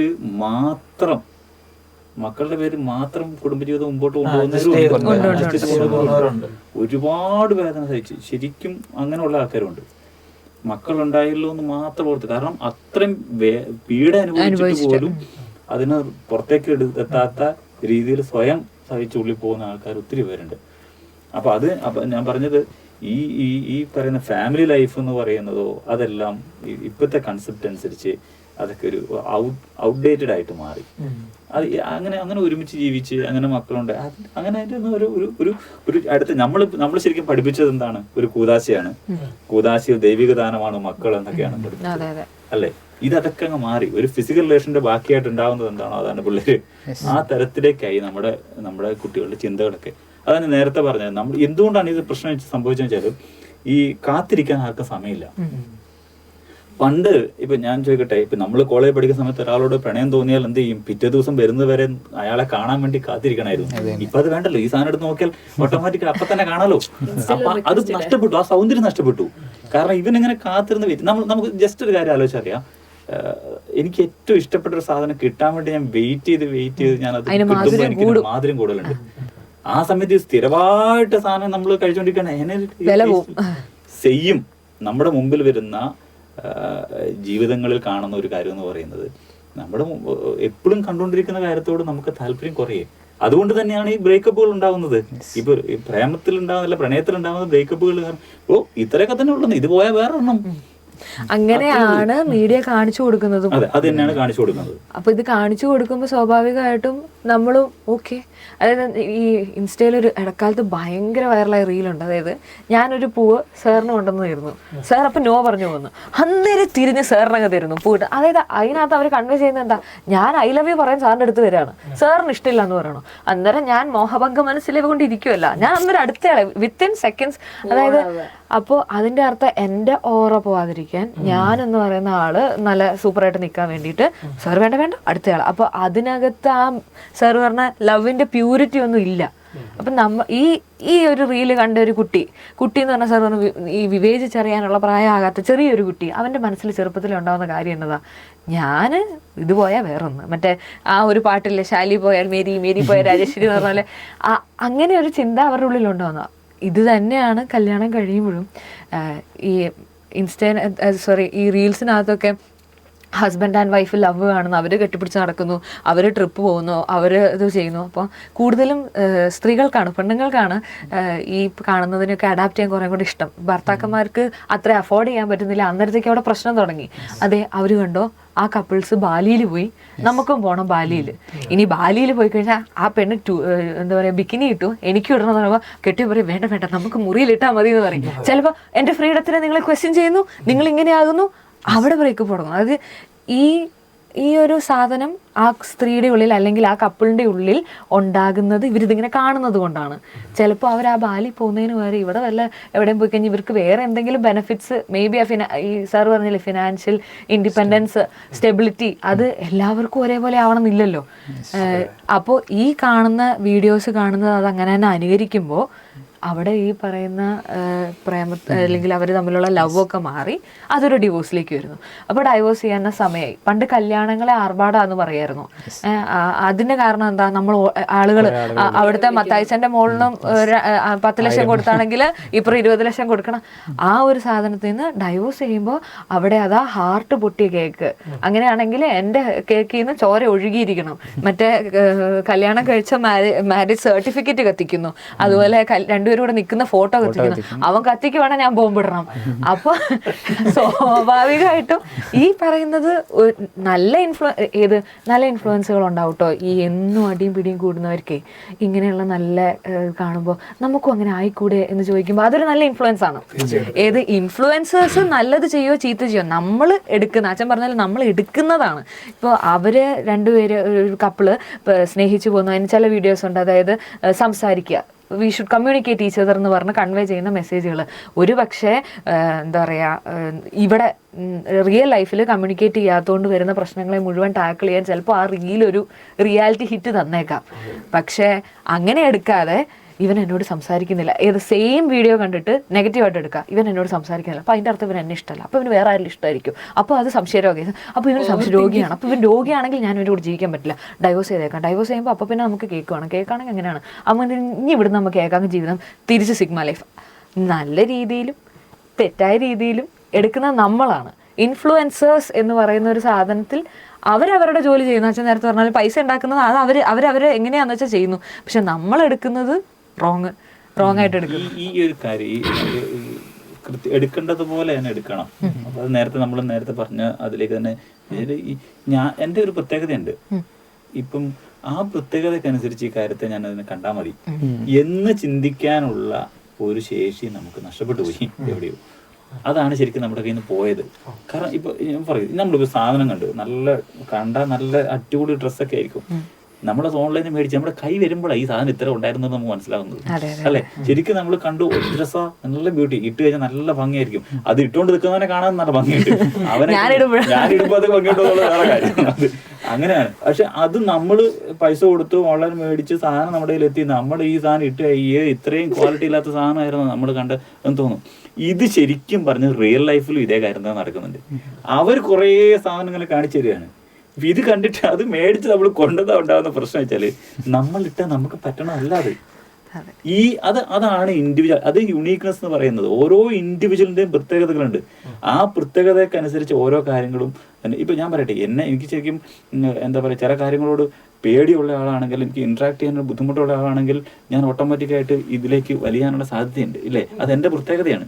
ഞാൻ വളരെ ഓപ്പൺ ആയിട്ട് സംസാരിക്കുന്ന ഒരാളാണെങ്കിൽ എനിക്ക് ഇതിനകത്ത് കേൾക്കുന്നേക്കാളും എനിക്ക് ഇഷ്ടം ബാക്കിയുള്ളവരുടെ കൂടുതൽ ഇടപെടുന്നതായിരിക്കാം.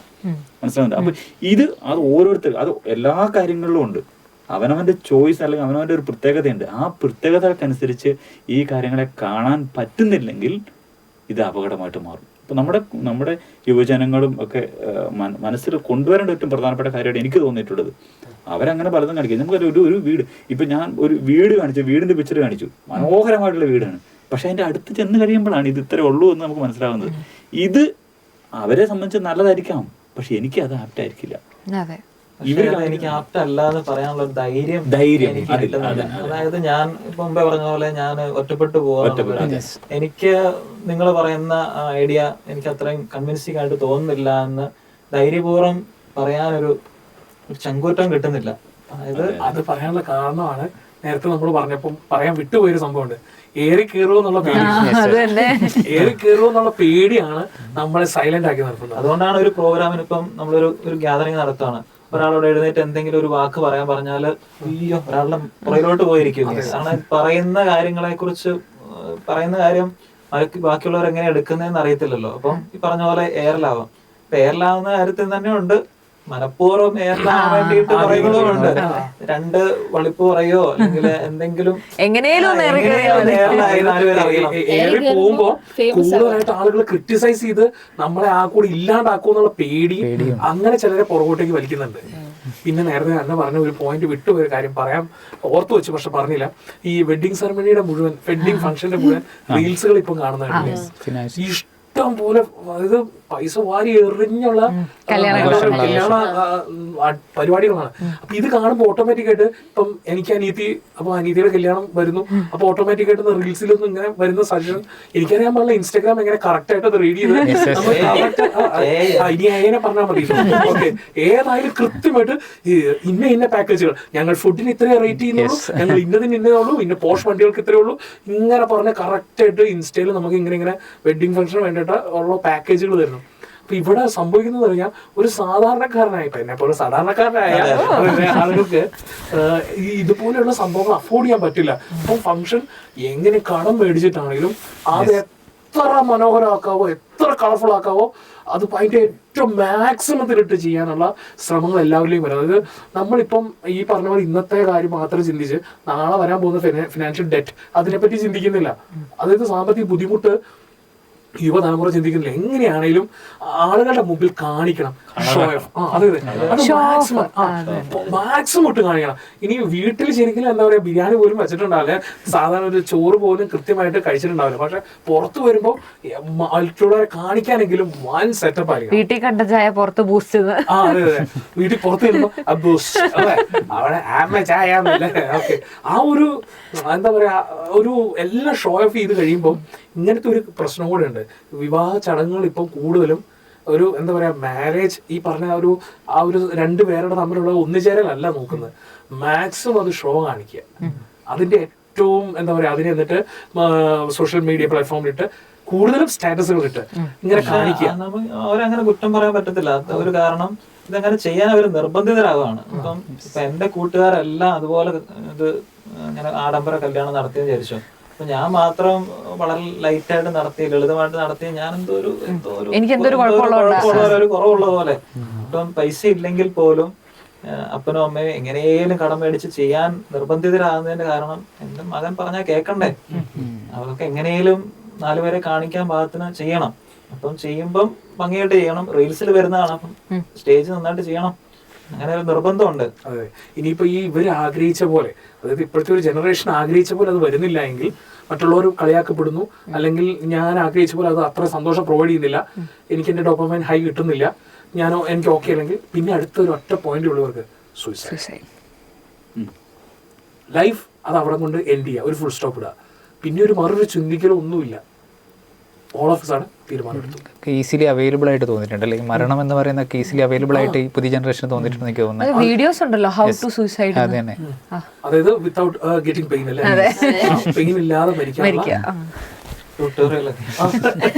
ശരിക്കും പറഞ്ഞാൽ ഈ സൈക്കോളജിയില് ട്രാൻസാക്ഷൻ അനാലിസിസിനകത്ത് പറയുന്ന സാധനമുണ്ട്, സ്ക്രിപ്റ്റിനനുസരിച്ചിട്ടാണ് നമ്മളൊക്കെ പോകുന്നത്. ഈ സ്ക്രിപ്റ്റ് ആരെഴുതി എന്നുള്ളതാണ് പ്രധാനപ്പെട്ടത്. സ്ക്രിപ്റ്റ് എഴുതുമ്പോൾ ശരിക്കും ആരെങ്കിലുമൊക്കെ എഴുതി സ്ക്രിപ്റ്റിനനുസരിച്ചായിരിക്കും നമ്മൾ ഡെവലപ്പ് ചെയ്ത് വന്നിട്ടുണ്ടാവുക. നമുക്ക് നമ്മുടെ ബുദ്ധി യൂസ് ചെയ്യാൻ തുടങ്ങുന്ന സമയം മുതൽ ആ സ്ക്രിപ്റ്റിൽ തെറ്റുണ്ടാവും, അത് മാറ്റി എഴുതാനുള്ള ശ്രമം നമ്മുടെ ഭാഗത്തുനിന്നുണ്ടാവണം. ഇപ്പൊ ഞാൻ പറയും, എടാ നിന്നെ എന്നത്തിനെ കൊള്ളടാ പോഴാന്ന് കേട്ടിട്ടാണ് ഞാൻ വളർന്നിട്ടുള്ളത്. ഞാൻ ഇപ്പൊ എത്തിക്കഴിഞ്ഞപ്പോഴത്തേക്കും എനിക്ക് മനസ്സിലായി ഞാൻ ഇങ്ങനെ ആവാനുള്ള കാരണം എനിക്ക് പല പ്രാവശ്യം കിട്ടിയ സാധനമാണ്.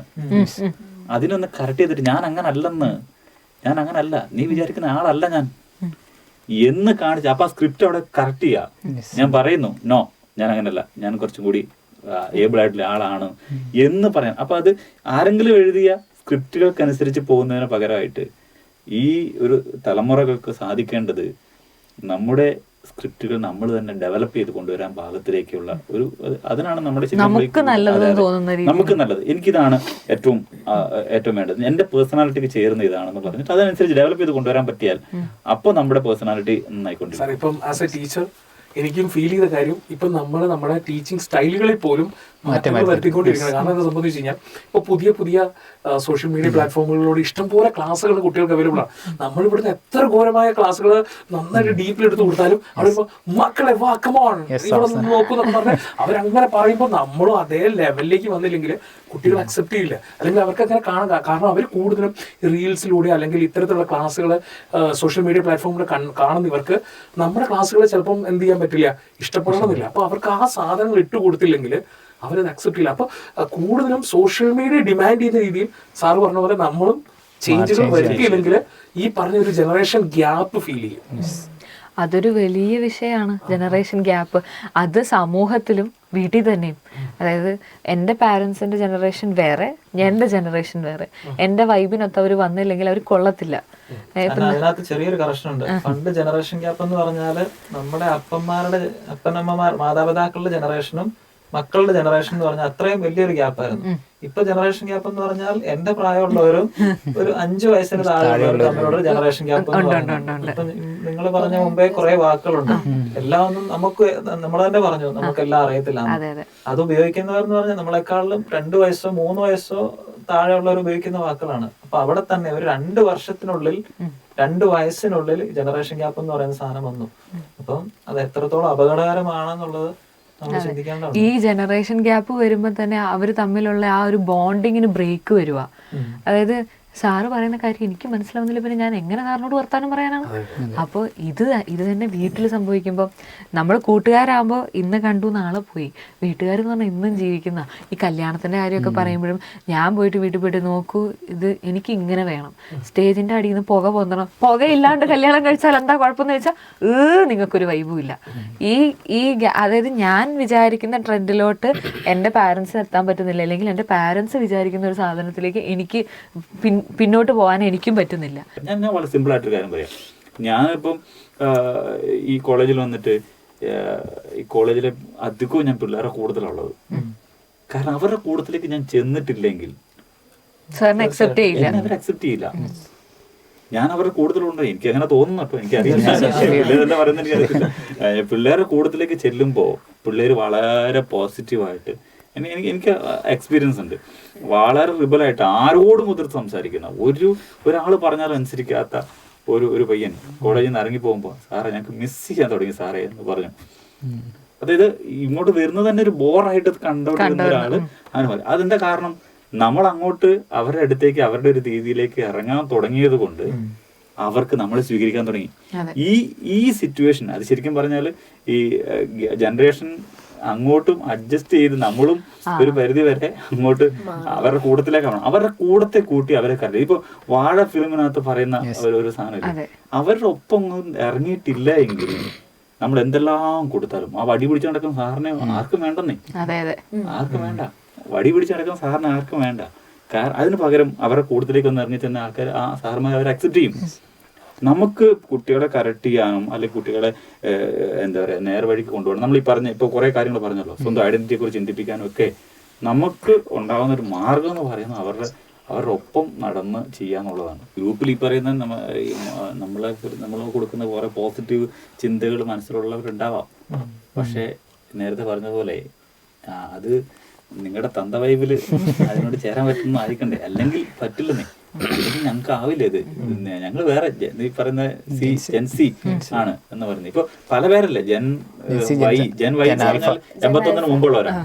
പിന്നെ 81 ശേഷം ഇങ്ങോട്ട് 2000 വരെ ഉള്ള 94 വരെ കണ്ടുള്ളത് മില്ലേനിയേഴ്സ്. 94 ശേഷം ജെൻസി ആണ് അല്ലെ, 2000 വരെ.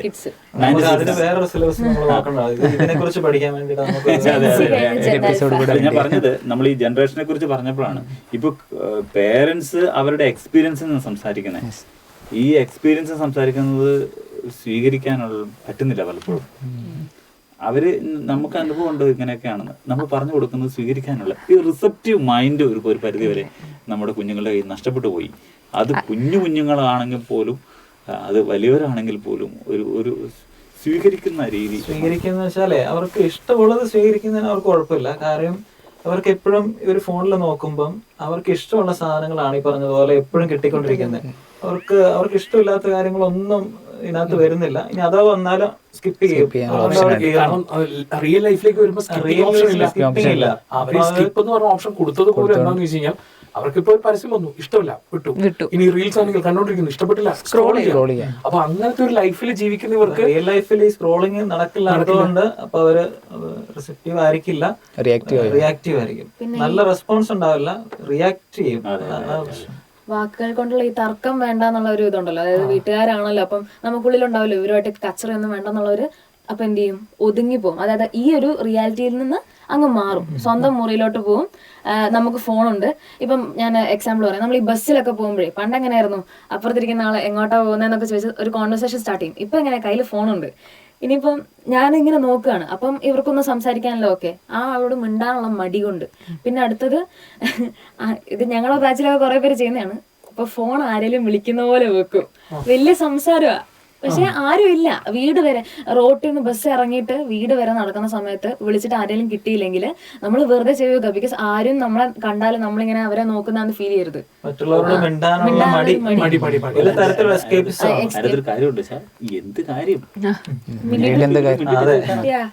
ഇവളിതിനകത്ത് പറഞ്ഞില്ലേ റിയാലിറ്റിയിൽ നിന്ന് സ്കിപ്പ് ആവും. അതായത് വീട്ടുകാർ തമ്മിൽ പണ്ടൊക്കെ എന്ന് പറയുമ്പോഴേ അപ്പനും അമ്മയും തമ്മിലുള്ള അടീനെ ഒന്ന് ബാലൻസ് ചെയ്യുന്ന ഒരു മീഡിയേറ്റർ ആയിരിക്കും ഒരു പക്ഷെ മക്കള്. ഇപ്പൊ എങ്ങനെ അറിയോ, അതുപോലെ നമ്മൾ എന്തെങ്കിലും പറയുമ്പോഴേ നമ്മൾ പറയുന്നത് എന്നാ മണ്ടത്തറയി പറയുന്നതെന്ന് പറയുമ്പോഴത്തേക്കും അന്നേരത്തേക്കും പിണങ്ങിപ്പോയി. പണ്ടെന്ന് പറയുമ്പോൾ അത് നമ്മൾ മിണ്ടാണ്ട് കേട്ടിട്ട് അതിനകത്തെ ബുദ്ധിപരമായ കാര്യങ്ങൾ മനസ്സിലാക്കി ഓക്കെ അടുത്ത തവണ നമ്മളത് വേറെ എവിടെയെങ്കിലും പ്രയോഗിച്ച് നമ്മൾ വിജയിക്കും. ഇവിടെ പെട്ടെന്ന് നമുക്കൊരു നെഗറ്റീവ് ഇത് വരുമ്പോഴത്തേക്കും ഇതിൽ നിന്ന് അങ്ങ് ഔട്ടായി അവരവരുടെ മുറിയിലേക്ക് പോയിരുന്നു. അവർക്ക് എന്താ പറയുക, ആ കിട്ടുന്ന സന്തോഷം, അതായത് ഇതിൽ നിന്ന് നല്ലത് മനസ്സിലാക്കിയെടുത്ത് പിന്നെ എപ്പോഴെങ്കിലും അതിനെ എക്സ്പ്രസ് ചെയ്ത് അന്നേരം കിട്ടുന്ന ഹാപ്പിനെസ്സിന് വേണ്ടി ഇവരിപ്പോഴേ പ്രയത്നിക്കുന്നില്ല. They are just looking for a short term happiness. അപ്പോൾ ഈ ഷോർട്ട് ടേം സങ്കടങ്ങളും കുറേ വല്ലാണ്ട് അവരെ എഫക്റ്റ് ചെയ്യും. അവർ ഇതിനു വേണ്ടി എഫേർട്ട് ഇട്ട് നാളത്തേക്ക് വേണ്ടി വെക്കില്ല. അപ്പോൾ ഈ അഡ്ജസ്റ്റിങ്ങിൻ്റെ കാര്യം പറയുമ്പോൾ അത് തന്നെ, അതായത് ഇപ്പോൾ ഒരു നല്ല മൂഡിലല്ലെങ്കിൽ ഞാൻ ആ വ്യക്തിയോട് തൽക്കാലം മിണ്ടാണ്ടിരുന്നാൽ പോരെ എന്ന് ചിന്തിക്കുന്നില്ല. അതങ്ങ് ബഹളമായി അടിയായി പിണങ്ങി. അത് കപ്പിൾസ് പോട്ടെ, അപ്പനും അമ്മയും മക്കളും തമ്മിലാണെങ്കിലോ, സാറ് നേരത്തെ പറഞ്ഞല്ലോ നമ്മൾ രണ്ട് കൂട്ടരും അഡ്ജസ്റ്റ് ചെയ്യണമെന്ന്. ശരിയാണ്. അതായത് ഞാൻ എപ്പോഴും എൻ്റെ അപ്പനും അമ്മയും ഇന്നത്തെ മോഡേൺ ഇതായിട്ട് വരണമെന്ന് ഞാൻ എപ്പോഴും വാശി പിടിച്ചിട്ട് കാര്യമൊന്നുമില്ല. കുറച്ചൊക്കെ ഞാൻ ചിന്തിക്കണം. അവരുടെ ചിന്തയിലോട്ട് ഞാൻ കുറച്ച് പുറകോട്ട് തിരിഞ്ഞു കൊടുത്താൽ അന്നേരം അവരും ഇതും കൂടെ ചെയ്യുന്ന ആ കണക്റ്റിംഗ് പോയിന്റിൽ നമ്മൾ ജയിച്ചാൽ ഒരു പക്ഷെ നമ്മൾ ഹാപ്പി ആയിരിക്കും. പക്ഷേ ഈ ഹാപ്പിനെസ്സിലേക്കൊന്നും പോകാൻ താല്പര്യമില്ലാത്തത് കൊണ്ടും എൻ്റെ അപ്പനും അമ്മയും ദൈവം എനിക്ക് തന്ന എൻ്റെ അപ്പനും അമ്മയും നല്ലതല്ല, ചീത്തയാണ്. ആ ഇന്ന വീഡിയോയ്ക്കകത്ത് കണ്ട അപ്പനും അമ്മയും അതാണ് വൈബ്. ഇത് കൊള്ളത്തില്ല. അതുകൊണ്ട് അഡ്ജസ്റ്റ് ചെയ്യാൻ പറ്റാത്തതുകൊണ്ടാണ് മറ്റു കാര്യങ്ങളിലേക്ക് പോകുന്നത്. ഇവിടെ എനിക്ക് സന്തോഷം കിട്ടാത്തതുകൊണ്ട് സന്തോഷം കിട്ടുന്ന മറ്റു മേഖലകളിലേക്ക് പോകാന്നുള്ളതാണ് അടുത്ത വഴി. അന്നേരം ഈ എൻ്റെ ലൈഫ് എൻ്റെ ചോയ്സ് എന്ന് പറയുമ്പോൾ നമ്മൾ വിചാരിച്ചിട്ടല്ലല്ലോ നമുക്ക് അപ്പനും അമ്മയും ഈ അപ്പനും അമ്മയുടെ മക്കളെ നമ്മൾ ജനിച്ചേ. അന്നേരം ഇവരെ സംബന്ധിച്ച് എന്താ പറയുക, my today is my choice എന്ന് പറയുമ്പോൾ ഈ അപ്പനും അമ്മേനെ സത്യം പറഞ്ഞാലുണ്ടല്ലോ ഡൈവോഴ്സ് പോലും ഒഴിവാക്കാനുള്ള പരിപാടി ഉണ്ടായിരുന്നു ഈ കാലത്ത്. കുറേ പിള്ളേർ അപ്പന്മാരും അമ്മമാരും ഒഴിവാക്കി വിടും. കാരണം അതൊരു ചോയ്സ് അല്ലാത്തത് കൊണ്ട് അതുകൊണ്ട് അങ്ങ് അഡ്ജസ്റ്റ് ചെയ്ത് പോകുന്നു. അതായത് ശരിക്കും ഒരു യൂറോപ്യൻ കൾച്ചറിന്റെ അഡാപ്റ്റേഷനാണ് യൂസ് ആൻഡ് ത്രോ എന്ന് പറഞ്ഞ ഒരു കൾച്ചറിലേക്ക്. അതായത് നേരത്തെ അതായത് കുറച്ചും കൂടെ കൂടി വരുന്നു. അവിടെ പ്രശ്നം നമുക്ക് നല്ല കാര്യങ്ങളെ വിവേചിച്ചറിയാനുള്ള ഇതില്ലെന്നുള്ളതാണ്. അതായത് യൂറോപ്പിലെ കൾച്ചർ അഡാപ്റ്റ് ചെയ്യുന്ന കാര്യം പറഞ്ഞു. യൂറോപ്പിൽ ഒരുപാട് നല്ല കൾച്ചറുകളുണ്ട്. പക്ഷെ അതൊന്നും നമുക്ക് അത്ര അവിടുത്തെ ഭക്ഷണം കൾച്ചർ എന്ന് പറയുന്നത് അവിടുത്തെ കാലാവസ്ഥയ്ക്ക് അനുസൃതമായിട്ട് അവർ ക്രമീകരിച്ചിരിക്കുന്നതാണ്. വസ്ത്രധാരണം അതുപോലെ തന്നെ അവിടുത്തെ തണുപ്പ് കാലത്ത് അതിനനുസരിച്ച്, ചൂട് കാലത്ത് അങ്ങനെ. അപ്പം നമുക്ക് കാണുമ്പം ഇഷ്ടപ്പെട്ട ആ ഒരു കാര്യം വസ്ത്രധാരണവും ഭക്ഷണവും അതായത് നമുക്ക് ഇഷ്ടമുള്ള തരത്തിൽ അങ്ങ് അഡാപ്റ്റ് ചെയ്യും. പക്ഷെ അത് അവരവിടെ ചെയ്യുന്നത് അവിടുത്തെ കാലാവസ്ഥയ്ക്കും അവിടുത്തെ സിറ്റുവേഷൻ അനുസരിച്ചാണ് ചെയ്യുന്നത് മനഃപൂർവ്വം അങ്ങ് മറക്കാണ്. പക്ഷെ അവിടുത്തെ നല്ല കാര്യങ്ങളുണ്ട്, അത് പക്ഷെ നമ്മള് അഡാപ്റ്റ് ചെയ്യാൻ നമുക്ക് കാര്യം പറഞ്ഞപ്പോഴാണ്. ഇപ്പൊ ശരിക്കും വിവാഹ മാർഗത്തിൽ എങ്ങനെയാന്ന് വെച്ച് കഴിഞ്ഞാൽ ഇപ്പം ചെറുക്കനെ പറ്റി ചോദിക്കുമ്പോൾ വീട്ടിൽ അപ്പനുണ്ടോ അമ്മയുണ്ടോ എന്ന് ചോദിക്കും. അപ്പനും അമ്മയും ഉണ്ടെങ്കിൽ കല്യാണം നടക്കാം. അതായത് ഞാനൊക്കെ ശരിക്കും ഇപ്പോഴാണ് കല്യാണം കഴിക്കാൻ പോകുന്നതെങ്കിൽ ഞാൻ സിഗ്നയായിട്ട് നടക്കേണ്ടി വന്നില്ലേ. അതായത് അതാണ് സിറ്റുവേഷൻ. അപ്പനും അമ്മയും പ്രായമുള്ള അപ്പനും അമ്മയുണ്ടോ? അതായത് വീട്ടിൽ അവരാണോ നിൽക്കുന്നത്, അല്ലെങ്കിൽ അവൻ മാറിയാണോ? ഒരു മോനെ ഉള്ളെങ്കിൽ മോനൊക്കെ ഉണ്ടെങ്കിൽ സിഗ്ന ആവുന്നതായിരിക്കും. അതാണ് ലൈഫ്. സിറ്റുവേഷൻ അങ്ങനെ ഡിമാൻഡ് ചെയ്തുകൊണ്ടിരിക്കുകയാണ്. കാരണം അപ്പനും അമ്മയും അവരൊക്കെ ബാധിതകളാണ്. ഇങ്ങനത്തെ ബാധ്യതകളൊന്നും, അതായത് അവരുടെ ഒരു ഫ്രീ ലൈഫില് ഇതൊക്കെ ഒരു ഭംഗമാണ്. അത് ഭംഗം വരുന്നതൊന്നും അവർക്ക് ഇഷ്ടമല്ല.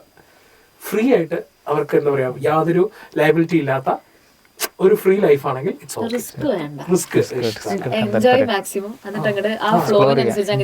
അതന്നെ ഗോയിങ് വിത്ത് ദ ഫ്ലോ. അവിടെയാണ് നമ്മുടെ ആ ഇൻഡിവിജ്വലിസം ഒക്കെ പോകുന്നതും. തീർച്ചയായിട്ടും. പിന്നെ നമ്മള് കുറെ കാര്യങ്ങൾ വിലയിരുത്തി, കുറെ കാര്യങ്ങൾ നെഗറ്റീവായിട്ടും പോസിറ്റീവായിട്ട് പറഞ്ഞു. നമ്മള് നെഗറ്റീവായിട്ട് മാത്രം കാണേണ്ട ആവശ്യമില്ല. ഇതിനകത്തൊക്കെ ഒരുപാട് നന്മകളുണ്ട്. ഇൻസ്റ്റന്റ് എന്നുള്ള കാര്യത്തിൽ നന്മ കണ്ടെത്തിയതുപോലെ നല്ലതാണ് കമ്മ്യൂണിക്കേഷൻ പെട്ടെന്ന് നടക്കും എന്നുള്ളതുപോലെ തന്നെ നമ്മൾ പറഞ്ഞ കാര്യങ്ങളിലൊക്കെ കുറേ നന്മകളുണ്ട്. നമ്മൾ അതും കൂടെ കാണേണ്ടതുണ്ട്. ഇപ്പോഴത്തെ യുവജനം മൊത്തം മോശമാണെന്നുള്ള ഒരു ഇമേജ് നമ്മൾ ഒരിക്കലും കൊടുക്കാൻ പാടില്ല. ഒത്തിരി നന്മകൾ ചെയ്യുന്ന ഇതിനകത്ത് ഇതിന്റെ പോസിറ്റീവ് സൈഡ് എന്ന് പറയുന്നത് ഒരു വാസ്റ്റ് ഏരിയ ഉണ്ട് ഡിസ്കസ് ചെയ്യാൻ. ഇതിനെ നമ്മൾ പറഞ്ഞത് ഇൻഫ്ലുവൻസ് ചെയ്യപ്പെടുന്ന ഒരു അവസ്ഥയെ കുറിച്ചാണ് നമ്മൾ സംസാരിച്ചു വന്നത്. അവിടെ നിന്നാണ് നമ്മൾ ഇവിടെ വരെ എത്തി. ഇതിന്റെ ഒരു പോസിറ്റീവ് സൈഡ് എന്ന് പറയുന്നത് ഞാൻ ചോദിക്കട്ടെ, ഇപ്പൊ എനിക്ക് എന്റെ വൈഫ് പുറത്താണ്, എനിക്ക് ഇപ്പൊ അവളെ ഒന്ന് കാണണം, അവളോട് സംസാരിക്കണം തോന്നിയാൽ ഇപ്പം ഡയൽ ചെയ്ത് എനിക്ക് കിട്ടും ഇല്ലേ? അത് ഈ ലോകത്തിന്റെ ഏത് ഭാഗത്താണെങ്കിലും ലോകത്തിന്റെ ഏത് ഭാഗത്ത് നടക്കുന്ന കാര്യങ്ങൾ അപ്പം എനിക്ക് കാണാൻ പറ്റും. വിജയ് സത്യപ്രതിജ്ഞ ചെയ്തത് വളരെ കൂടുതൽ ഒമാനിലിരുന്ന് വളരെ ക്ലിയർ ആയിട്ട് കണ്ട ആളല്ലേ ഞാൻ. സിമ്പിൾ ആയിട്ട് അതിന്റെ TV പോലും ഉണ്ടായിരുന്നില്ല, മൊബൈലിലിട്ട് കണ്ടു. അപ്പൊ ഞാൻ പറഞ്ഞു, എവിടെ ലോകത്തിന്റെ ഏത് ഭാഗത്ത് നടക്കുന്ന കാര്യവും വളരെ സിമ്പിളായിട്ട് നമ്മുടെ മുമ്പിൽ നമ്മുടെ കയ്യിൽ കൊണ്ടുത്തരുന്നുണ്ട്. അപ്പൊ ഈ മീഡിയയുടെ യൂസേജ് എന്ന് പറയുന്നത് ഭയങ്കര വൈഡാണ്. അതില്ലാതെ ഇക്കാലത്ത് ഇനിയിപ്പോ മുമ്പോട്ട് പോകാനും പറ്റത്തില്ല. അപ്പൊ അതിനെ ആ പോസിറ്റീവ് കാര്യം അവിടെയൊക്കെ നമ്മൾ നേരത്തെ പറഞ്ഞ ഒരു ഇതിട്ടിട്ട് ഇതെനിക്ക് എങ്ങനെ ഉപകാരപ്രദമാവും, ഇതെങ്ങനെ എന്നെ ദോഷകരമായിട്ട് ബാധിക്കും, ഉപകാരപ്രദമായ രീതിയിൽ ഇത് ഉപയോഗിക്കാനും ദോഷകരമായി ബാധിക്കും തോന്നിയാൽ അതിനെ ഒന്ന് അതുകൊണ്ട് നമ്മൾ ഇച്ചിരി പ്രായമായ മാതാപിതാക്കളൊക്കെ പിള്ളേര് മൊബൈൽ ഉപയോഗിക്കുമ്പോ എപ്പോഴും ഇതിനകത്ത് കുത്തിക്കൊണ്ടിരിക്കുക എന്ന് പറഞ്ഞ് അങ്ങനെ പറയായിരുന്നു. പക്ഷെ ഇപ്പം വീടുകളിലൊക്കെ പോയി നോക്കിയാൽ അവര് മാതാപിതാക്കള് മറ്റേ സ്മാർട്ട് ഫോൺ ആയി എല്ലാവർക്കും കഷ്ടപ്പെട്ടിട്ടാണെങ്കിലും അത് പഠിച്ച് മക്കളെ വിളിക്കാനൊക്കെ. ഫ്രാൻസിസ് മാർപ്പാപ്പ പറഞ്ഞിട്ടുണ്ട് ഭക്ഷണം കഴിക്കുമ്പോൾ ഫോൺ കാണരുതെന്ന്. ഞാൻ കേട്ടിട്ടുള്ള എൻ്റെ ഒരു ഫ്രണ്ടിന്റെ വീട്ടിൽ നടന്ന. അപ്പോൾ ഇവര് ഭക്ഷണം കഴിക്കാൻ നേരത്ത് ഫോൺ ഒരു ദിവസം കണ്ടു. അന്നേരം ഫ്രാൻസിസ് മാർപ്പാപ്പയെ പിടിച്ചു കേട്ടോ. ഫ്രാൻസിസ് മാർപ്പാപ്പ പറഞ്ഞിട്ടുണ്ട് ഭക്ഷണം കഴിക്കുമ്പോൾ ഫോൺ കാണരുതെന്ന്. അത് പറഞ്ഞ മനുഷ്യൻ കോവിഡും കഴിഞ്ഞ് പുള്ളിക്ക്, അതായത് ചാച്ചന് ഈ പറയുന്ന ഫോൺ കിട്ടിയെന്ന് വെച്ചാൽ ചാച്ചൻ രാവിലെ കപ്പ തിന്നണമെങ്കിൽ ഫോൺ കയ്യിൽ വേണം. അന്നേരം ഇവൻ ചെന്ന് ചോദിച്ചു, അപ്പൊ ഫ്രാൻസിസ് മാർപ്പാപ്പയോ? അല്ല, ഫ്രാൻസിസ് മാർപ്പാപ്പ മാറിയില്ലോ, ഇപ്പൊ ലിയോ പ്രധാനമന്ത്രി. അപ്പൊ അത് മാറ്റങ്ങൾ എല്ലാ രീതിയിലും ഉണ്ട്. അപ്പൊ നമ്മള് താഴെന്നും മോളേന്നും ഉള്ള ഒരു മാറ്റം അനിവാര്യമാണ്. അങ്ങനെ മാറിക്കഴിയുമ്പോ കുറച്ചും കൂടെ ഒരു സ്മൂത്ത് ആയിട്ടൊരു ലൈഫ്, കുറച്ചും കൂടെ വാല്യൂ ഉള്ള ഒരു ലൈഫ് ഒക്കെ നമുക്ക് ഉണ്ടാകും. പിന്നെ വെച്ചാൽ ഒരു കാര്യം കൂടെ പറയാം, ഈ യൂത്തിന്റെ അത്രയും നമ്മുടെ കൂട്ടത്ത് നിൽക്കുന്ന പിള്ളേരുണ്ടല്ലോ, വേറെ ആളും ഇല്ല. ശരിക്കും ഒരു നമ്മുടെ ഏജിലുള്ള ആൾക്കാർ എത്ര നമ്മളെ സപ്പോർട്ട് ചെയ്യാൻ പറ്റും? ഒരു പരിധിയുണ്ട്. നമ്മുടെ പേരൻസ് എത്ര അവിടെ പെട്ടു, അതിനൊരു പരിധിയുണ്ട്. പക്ഷേ നമ്മുടെ പിള്ളേര്, ഈ പറയുന്ന ഈ ഏജിലുള്ള പിള്ളേരുണ്ടല്ലോ, അവരെ നമ്മുടെ കൈ കിട്ടിയിട്ടുണ്ടല്ലോ, അവരെ നമുക്ക് എന്തിനും ഉപയോഗിക്കാം. എന്ന് പറഞ്ഞാൽ വളരെ എന്ത് കാര്യത്തിനും അവർ ചങ്ക് പറിച്ച് നമ്മുടെ കൂടത്തേക്കും. ഇപ്പൊ സാറിനൊരു ആവശ്യമുണ്ട്, ഞാനവിടെ ഉണ്ട് എന്ന് എനിക്ക് നല്ല എക്സ്പീരിയൻസ് ഉണ്ട്. എനിക്ക് ആവശ്യമുള്ള സ്ഥലത്ത് എന്റെ പിള്ളേരെന്നെ എന്റെ അടുത്ത് എത്തിയിട്ടുണ്ട്. പക്ഷെ അവർക്കത് റെസ്പെക്റ്റും അതേപോലെ തന്നെ അവർക്ക് കിട്ടേണ്ട കാര്യങ്ങൾ നമ്മളിന്ന് കിട്ടണമെന്ന് അറിഞ്ഞാൽ അവർ നമ്മൾ ചങ്ക് കുറച്ച് കൂടെ നിൽക്കും. പരിഗണന അവർക്ക് ഏറ്റവും ഉള്ള കാര്യമാണ് പരിഗണന. എവിടെ നിന്നാണെങ്കിലും അവർ പരിഗണിക്കണം. പിന്നെ മ്യൂച്വൽ അണ്ടർസ്റ്റാൻഡിങ്ങും റെസ്പെക്റ്റ് അവർക്ക് കൊടുക്കുകയാണെങ്കിൽ ഏത് കാലത്തും യൂത്ത് എല്ലാവരും കൂടെ ഉണ്ടാവും. ടേക്ക് റെസ്പെക്റ്റ് ആർക്കാണെങ്കിലും. ഇനി നീ എന്ത് പ്രശ്നമാടാ, നീ എങ്ങനെയാടാ, നീ എങ്ങനെ ചെയ്യാവൂടാ, നീ ഏത് നേരം ഫോണിലാടാന്ന് പറഞ്ഞ് ഇങ്ങനെ നടത്തുന്നില്ല, പണി വെക്കടോന്ന് പറഞ്ഞിട്ട് അവർ പോവും. ആ സമയത്ത് പാടമോനെ നമുക്ക് വേറെ കാര്യം ചെയ്യാണ്ടാന്ന് പറയുമ്പോൾ അവന്റെ രീതി അങ്ങ് മാറി. ഞാൻ സിമ്പിളായിട്ട് പറയും, ഇവിടെ വലിയ ക്രിക്കറ്റ് കളിയൊന്നും നടക്കുന്നില്ല. പക്ഷെ പിള്ളേർ വെറുതെ പോയിട്ട് ചുമ്മാ അവർ എറിയുന്ന കൂട്ടത്തിൽ ഞാനും പോയി എറിയാൻ കൂടി. അപ്പോൾ ആ പിൻസ് വന്നാടാ വാടാ നമുക്ക് പോകാണെന്ന് പറഞ്ഞിട്ട് അവർ പെട്ടെന്ന് സംഗതി അങ്ങ് മാറി. പിന്നെ എല്ലാ ദിവസവും അവർ കളി തുടങ്ങി. ലാസ്റ്റ് ഞാൻ പിള്ളേരെല്ലാം വിളിച്ച് കണ്ടു കഴിഞ്ഞപ്പോൾ അവർ പറയാ, സാറേ ഞങ്ങൾ ജസ്റ്റ് വെറുതെ ഒരു തമാശക്ക് തുടങ്ങിയൊരു പരിപാടിയാ, പക്ഷെ ഞങ്ങൾക്ക് ഇപ്പൊ ഇവിടെ നിൽക്കണം തോന്നുവാ. വൈകുന്നേരങ്ങളിൽ കുറച്ച് സമയം കളിക്കാൻ, ഞങ്ങളുടെ കൂട്ടുകാർ സംസാരിക്കാൻ, ഇടപെടുക്കാൻ. അപ്പോൾ അത് ഞാൻ പറഞ്ഞത് ഞാൻ ചെയ്തൊരു കാര്യത്തെ കുറിച്ച് പറഞ്ഞതല്ല. പക്ഷെ നമ്മുടെ കുട്ടികളുടെ കൂടുതൽ അവർ ചെയ്യുന്ന കൂടുതലൊന്നും നമ്മൾ കൂടി കൊടുത്താൽ അവരതിനെ എടുക്കുന്ന വേറെ രീതിയാണ്. പിന്നെ ഞാൻ പോയില്ല, ഞാൻ ഒരു ദിവസം ജസ്റ്റ് ഒന്ന് പോയതേ ഉള്ളൂ, പിന്നെ ഞാൻ പോയില്ല. പക്ഷെ ചെറിയൊരു കാര്യം ചെയ്തതിൽ ഇമ്പാക്ട് ആണ്. അത് സാറിന് ഒരു പക്ഷെ അത് ചെയ്യാൻ തോന്നിയത് സാറിന്റെ ചെറുപ്പകാലത്ത് ആ ഒരു ബോണ്ട് ഈ ഒരു കളിയിൽ ഉണ്ടായിരുന്നു എന്ന് സാറിന് തോന്നിയതുകൊണ്ടായിരിക്കും. ഇത് തന്നെയാണ് ഇപ്പോഴത്തെ പ്രശ്നം. അപ്പം ഞങ്ങളുടെ തലമുറയിലോട്ട് ഈ പാരൻസ് അല്ലെങ്കിൽ ടീച്ചേഴ്സിൻ്റെ തലമുറ അവർക്ക് കൂടുതൽ എക്സ്പീരിയൻസ് ഉണ്ട്, സമ്മതിച്ചു എല്ലാം ഉണ്ട്. അതങ്ങോട്ട് അടിച്ചമർത്താൻ ശ്രമിച്ചാൽ നമ്മളത് സമ്മതിച്ച് തരത്തില്ല. ശരിയാണ്, നിങ്ങൾ ഞങ്ങളെക്കാൾ എക്സ്പീരിയൻസ്ഡ് ആണ്, പക്ഷേ രണ്ട് ഭാഗത്തുനിന്ന് ചിന്തിക്കണം. ഞങ്ങൾക്കറിയാവുന്ന ഒരുപാട് കാര്യങ്ങൾ നിങ്ങൾക്ക് അറിയണമെന്നില്ല. ഇപ്പോൾ സാറിൻ്റെ ഒക്കെ നമ്മുടെയൊക്കെ ഗ്രാൻഡ് പാരൻസ് ഒരു പക്ഷേ അവർക്ക് ഇൻസ്റ്റാഗ്രാമും ഫേസ്ബുക്കും നോക്കാൻ അത് നമുക്കറിയാവുന്നൊരു കാര്യമാണല്ലോ. അപ്പോൾ എനിക്ക് നിന്നേക്കാൾ ഇതിലൊക്കെ എനിക്ക് അറിവുണ്ട്, എനിക്ക് ഇതിനേക്കാൾ നിന്നെ എക്സ്പീരിയൻസ് ഉണ്ടെന്ന് പറഞ്ഞാൽ അവിടെ ഒരു എന്താ പറയുക, അവിടെ ഒരു വിള്ളൽ വരും. അവിടെ അവർ തമ്മിലൊരു ഈ അടിച്ചമർത്താൻ ശ്രമിക്കുമ്പോൾ, പ്രത്യേകിച്ച് അടിച്ചമർത്തപ്പെടാൻ പറ്റില്ലാത്തൊരു തലമുറയിലോട്ട് വന്ന സ്ഥിതിക്ക് ഇതൊരു ബഹളമായി മാറും. അതേസമയത്ത് സാറ് പറഞ്ഞ പോലെ നല്ലൊരു ടാക്ടിക്കലി അതിനെ മൂവ് ചെയ്താൽ, എനിക്കുള്ള എക്സ്പീരിയൻസ് ഞാൻ ഈ വരുന്ന തലമുറയിലെ ആളുകളുമായിട്ട് ഷെയർ ചെയ്യേണ്ട രീതി ഞാൻ അങ്ങ് അടിച്ചമർത്തുന്നതിന് പകരം അവരുടെ വൈബ് മനസ്സിലാക്കി അതിലോട്ട് കൊടുത്താൽ ഒരു ഫ്രൂട്ട്ഫുൾ ആയിട്ടുള്ളൊരു സംഭവത്തിലേക്ക് വരും. ഇപ്പം ഈ കളിയുടെ കാര്യം പറഞ്ഞു വെച്ചാൽ, ഇപ്പം ഞങ്ങൾ പലർക്കും ഈ കളിയുടെ ഗുട്ടൻസ് അല്ലെങ്കിൽ അതിൻ്റെ ഒരു ടേസ്റ്റ്, ആ എസൻസ് ഓഫ് സ്വീറ്റ്നെസ് ഒന്നും അറിയത്തില്ല. കാരണം എന്താണെന്ന് പറയുക, നമ്മൾ കളിക്കുന്നില്ല. ഈ നമ്മൾ പണ്ട് ഞാൻ ഓർക്കുന്നുണ്ട്, ഞാനൊക്കെ കുഞ്ഞായിരിക്കുന്ന സമയത്ത് നമ്മുടെ അയൽവക്കത്തെ, ഞാൻ കുഞ്ഞായിരിക്കുന്നു പറയുമ്പോൾ ഒരു 10-18 വർഷം മുന്നേത്തെ കാര്യം പറയണേ, അന്നേരം എനിക്ക് 2-3 വയസ്സ് അത്രേ ഉള്ളൂ, അത്രയും ഇല്ല. അന്നേരം നമ്മൾ തൊട്ടടുത്ത വീട്ടിലെ പിള്ളേർ നമ്മളെല്ലാവരും കൂടെ ചേർന്നുണ്ട് ചിലപ്പോൾ സാറ്റ് കളിക്കും, അത് കളിക്കും. എൻ്റെ കസിൻ, അവനിപ്പം 2nd, 3rd അവൻ്റെ തൊട്ടടുത്ത വീട്ടിലെ ആളെ അറിയത്തില്ല. പക്ഷെ അവനോട് എത്ര പറഞ്ഞാലും നിനക്കറിയാവോ അങ്ങനെ ഒരു കളി ഉണ്ടായിരുന്ന അവനത് മനസ്സിലാവത്തില്ല, അവനത് കളിക്കുന്നവരെ. അപ്പോൾ അവനെ അതിലോട്ട് കൊണ്ടുവരണമെങ്കിൽ ഒരു ദിവസം അവൻ്റെ കയ്യിൽ നിന്ന് ഫോണൊക്കെ ഒന്ന് മാറ്റി വെച്ച് അവനെയും കൊണ്ട് പുറത്തിറങ്ങി കളിച്ച് അതിൻ്റെ ഒരു രസം കണ്ടുപിടിച്ച് അവനെ അത് കൊടുക്കണം.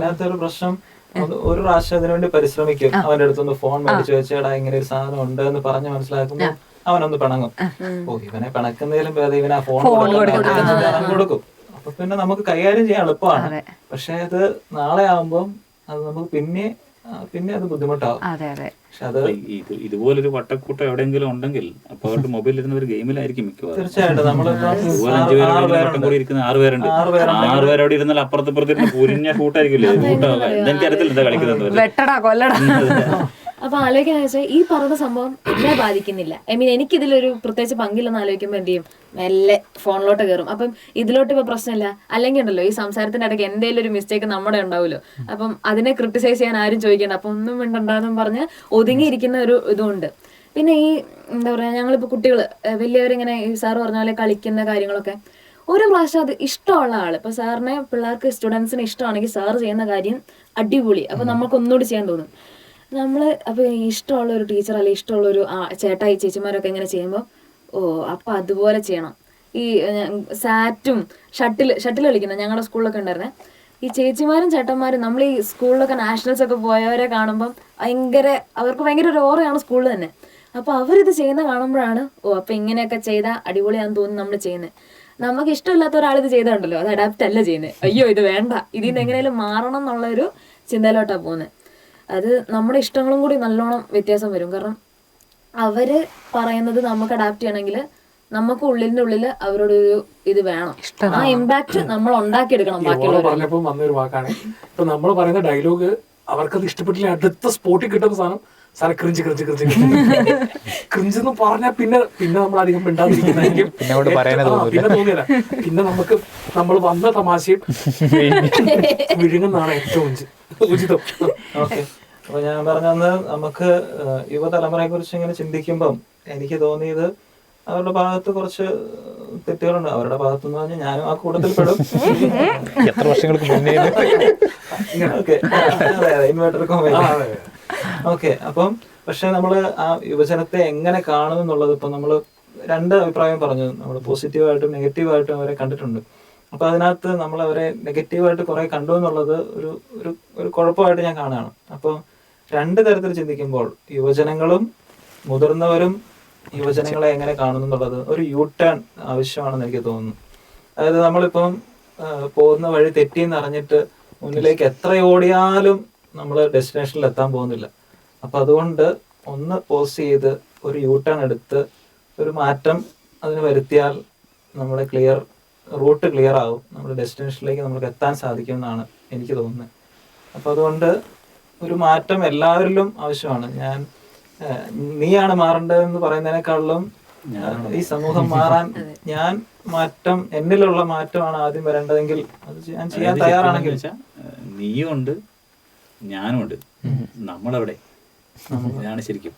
നീയുണ്ട് ഞാനുമുണ്ട്, പക്ഷെ നമ്മൾ എവിടെ എന്ന് പറയുന്ന സാധനമില്ല. അതായത് നമ്മൾ ഉണ്ടാവണമെങ്കിൽ ഇപ്പൊ ഞാൻ അച്ഛൻ്റെ കൂടെ കൂടണമെങ്കിൽ ഞാനും അച്ഛൻ്റെ ഇതുമായിട്ട് വരണം, അച്ഛൻ എൻ്റെ രീതിക്കും വരണം, എന്നാലേ നമ്മൾ തമ്മിലൊരു സൗഹൃദം ഉണ്ടാവുള്ളൂ.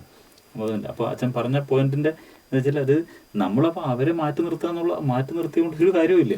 അല്ല ഇവന്മാർ ശരിയാവും എന്ന് പറഞ്ഞിട്ട് ഒരു കാര്യമില്ല. അവരെ ശരിയാക്കണമെങ്കിൽ നമ്മൾ അവരുടെ കൂട്ടത്തിലും അവർ നമ്മുടെ കൂട്ടത്തിലും നിൽക്കാൻ തരത്തിലേക്ക് നേരത്തെ പറഞ്ഞ പോലെ ഗീവ് ആൻഡ് ടേക്ക് എന്ന് പറയുന്ന ഒരു ഒരു ഒരു ഒരു രീതിയിലേക്ക് നമ്മൾ വരണം. അപ്പോൾ നമ്മളുണ്ടാകണം എന്നതാണ് ശരിക്കും സാർ പറഞ്ഞ നമ്മളിലാണ് അതിന്റെ പോയിന്റ് ഇരിക്കുന്നത്. അതായത് എല്ലാം എനിക്ക് ശരിയായതുകൊണ്ട് മാത്രം അത് സമൂഹത്തിന് ശരിയായിക്കണമെന്നില്ല. എന്നെ സംബന്ധിച്ചിടത്തോളം ഒരു കാര്യം ശരിയാണെങ്കിൽ അത് എനിക്ക് മാത്രമാണ് ശരി, പക്ഷേ അതൊരു സമൂഹത്തിന് നന്മയായിട്ട് തീരുന്ന തരത്തിൽ അല്ലെങ്കിൽ സമൂഹം കൂടെ അംഗീകരിക്കുന്ന തരത്തിൽ പക്ഷേ എൻ്റെ ഐഡൻറ്റിറ്റി നഷ്ടപ്പെടുത്താത്ത രീതിയിലുള്ള ഒരു മാറ്റമാണ് ഞാൻ പറഞ്ഞു വെച്ചത്. അതായത് സമൂഹത്തിലായിരിക്കുമ്പോൾ അതിൻ്റെ കണ്ടീഷൻസും നോംസും ഒക്കെ പാലിക്കാനും നമ്മൾ കടപ്പെട്ടിരിക്കുന്നവരാണ്. അപ്പം പക്ഷെ അതേസമയം തന്നെ നമ്മുടെ ഐഡൻറ്റിറ്റി, നമ്മുടെ വാല്യൂസ് നഷ്ടപ്പെടുന്ന രീതിയിൽ വായിക്കരുത്. അപ്പം നമുക്ക് അതെല്ലാം കൂടെ ചേർത്ത് വെച്ചൊരു ചേഞ്ചാണ് നമുക്ക് ആവശ്യം എന്ന് പറയുന്നത്.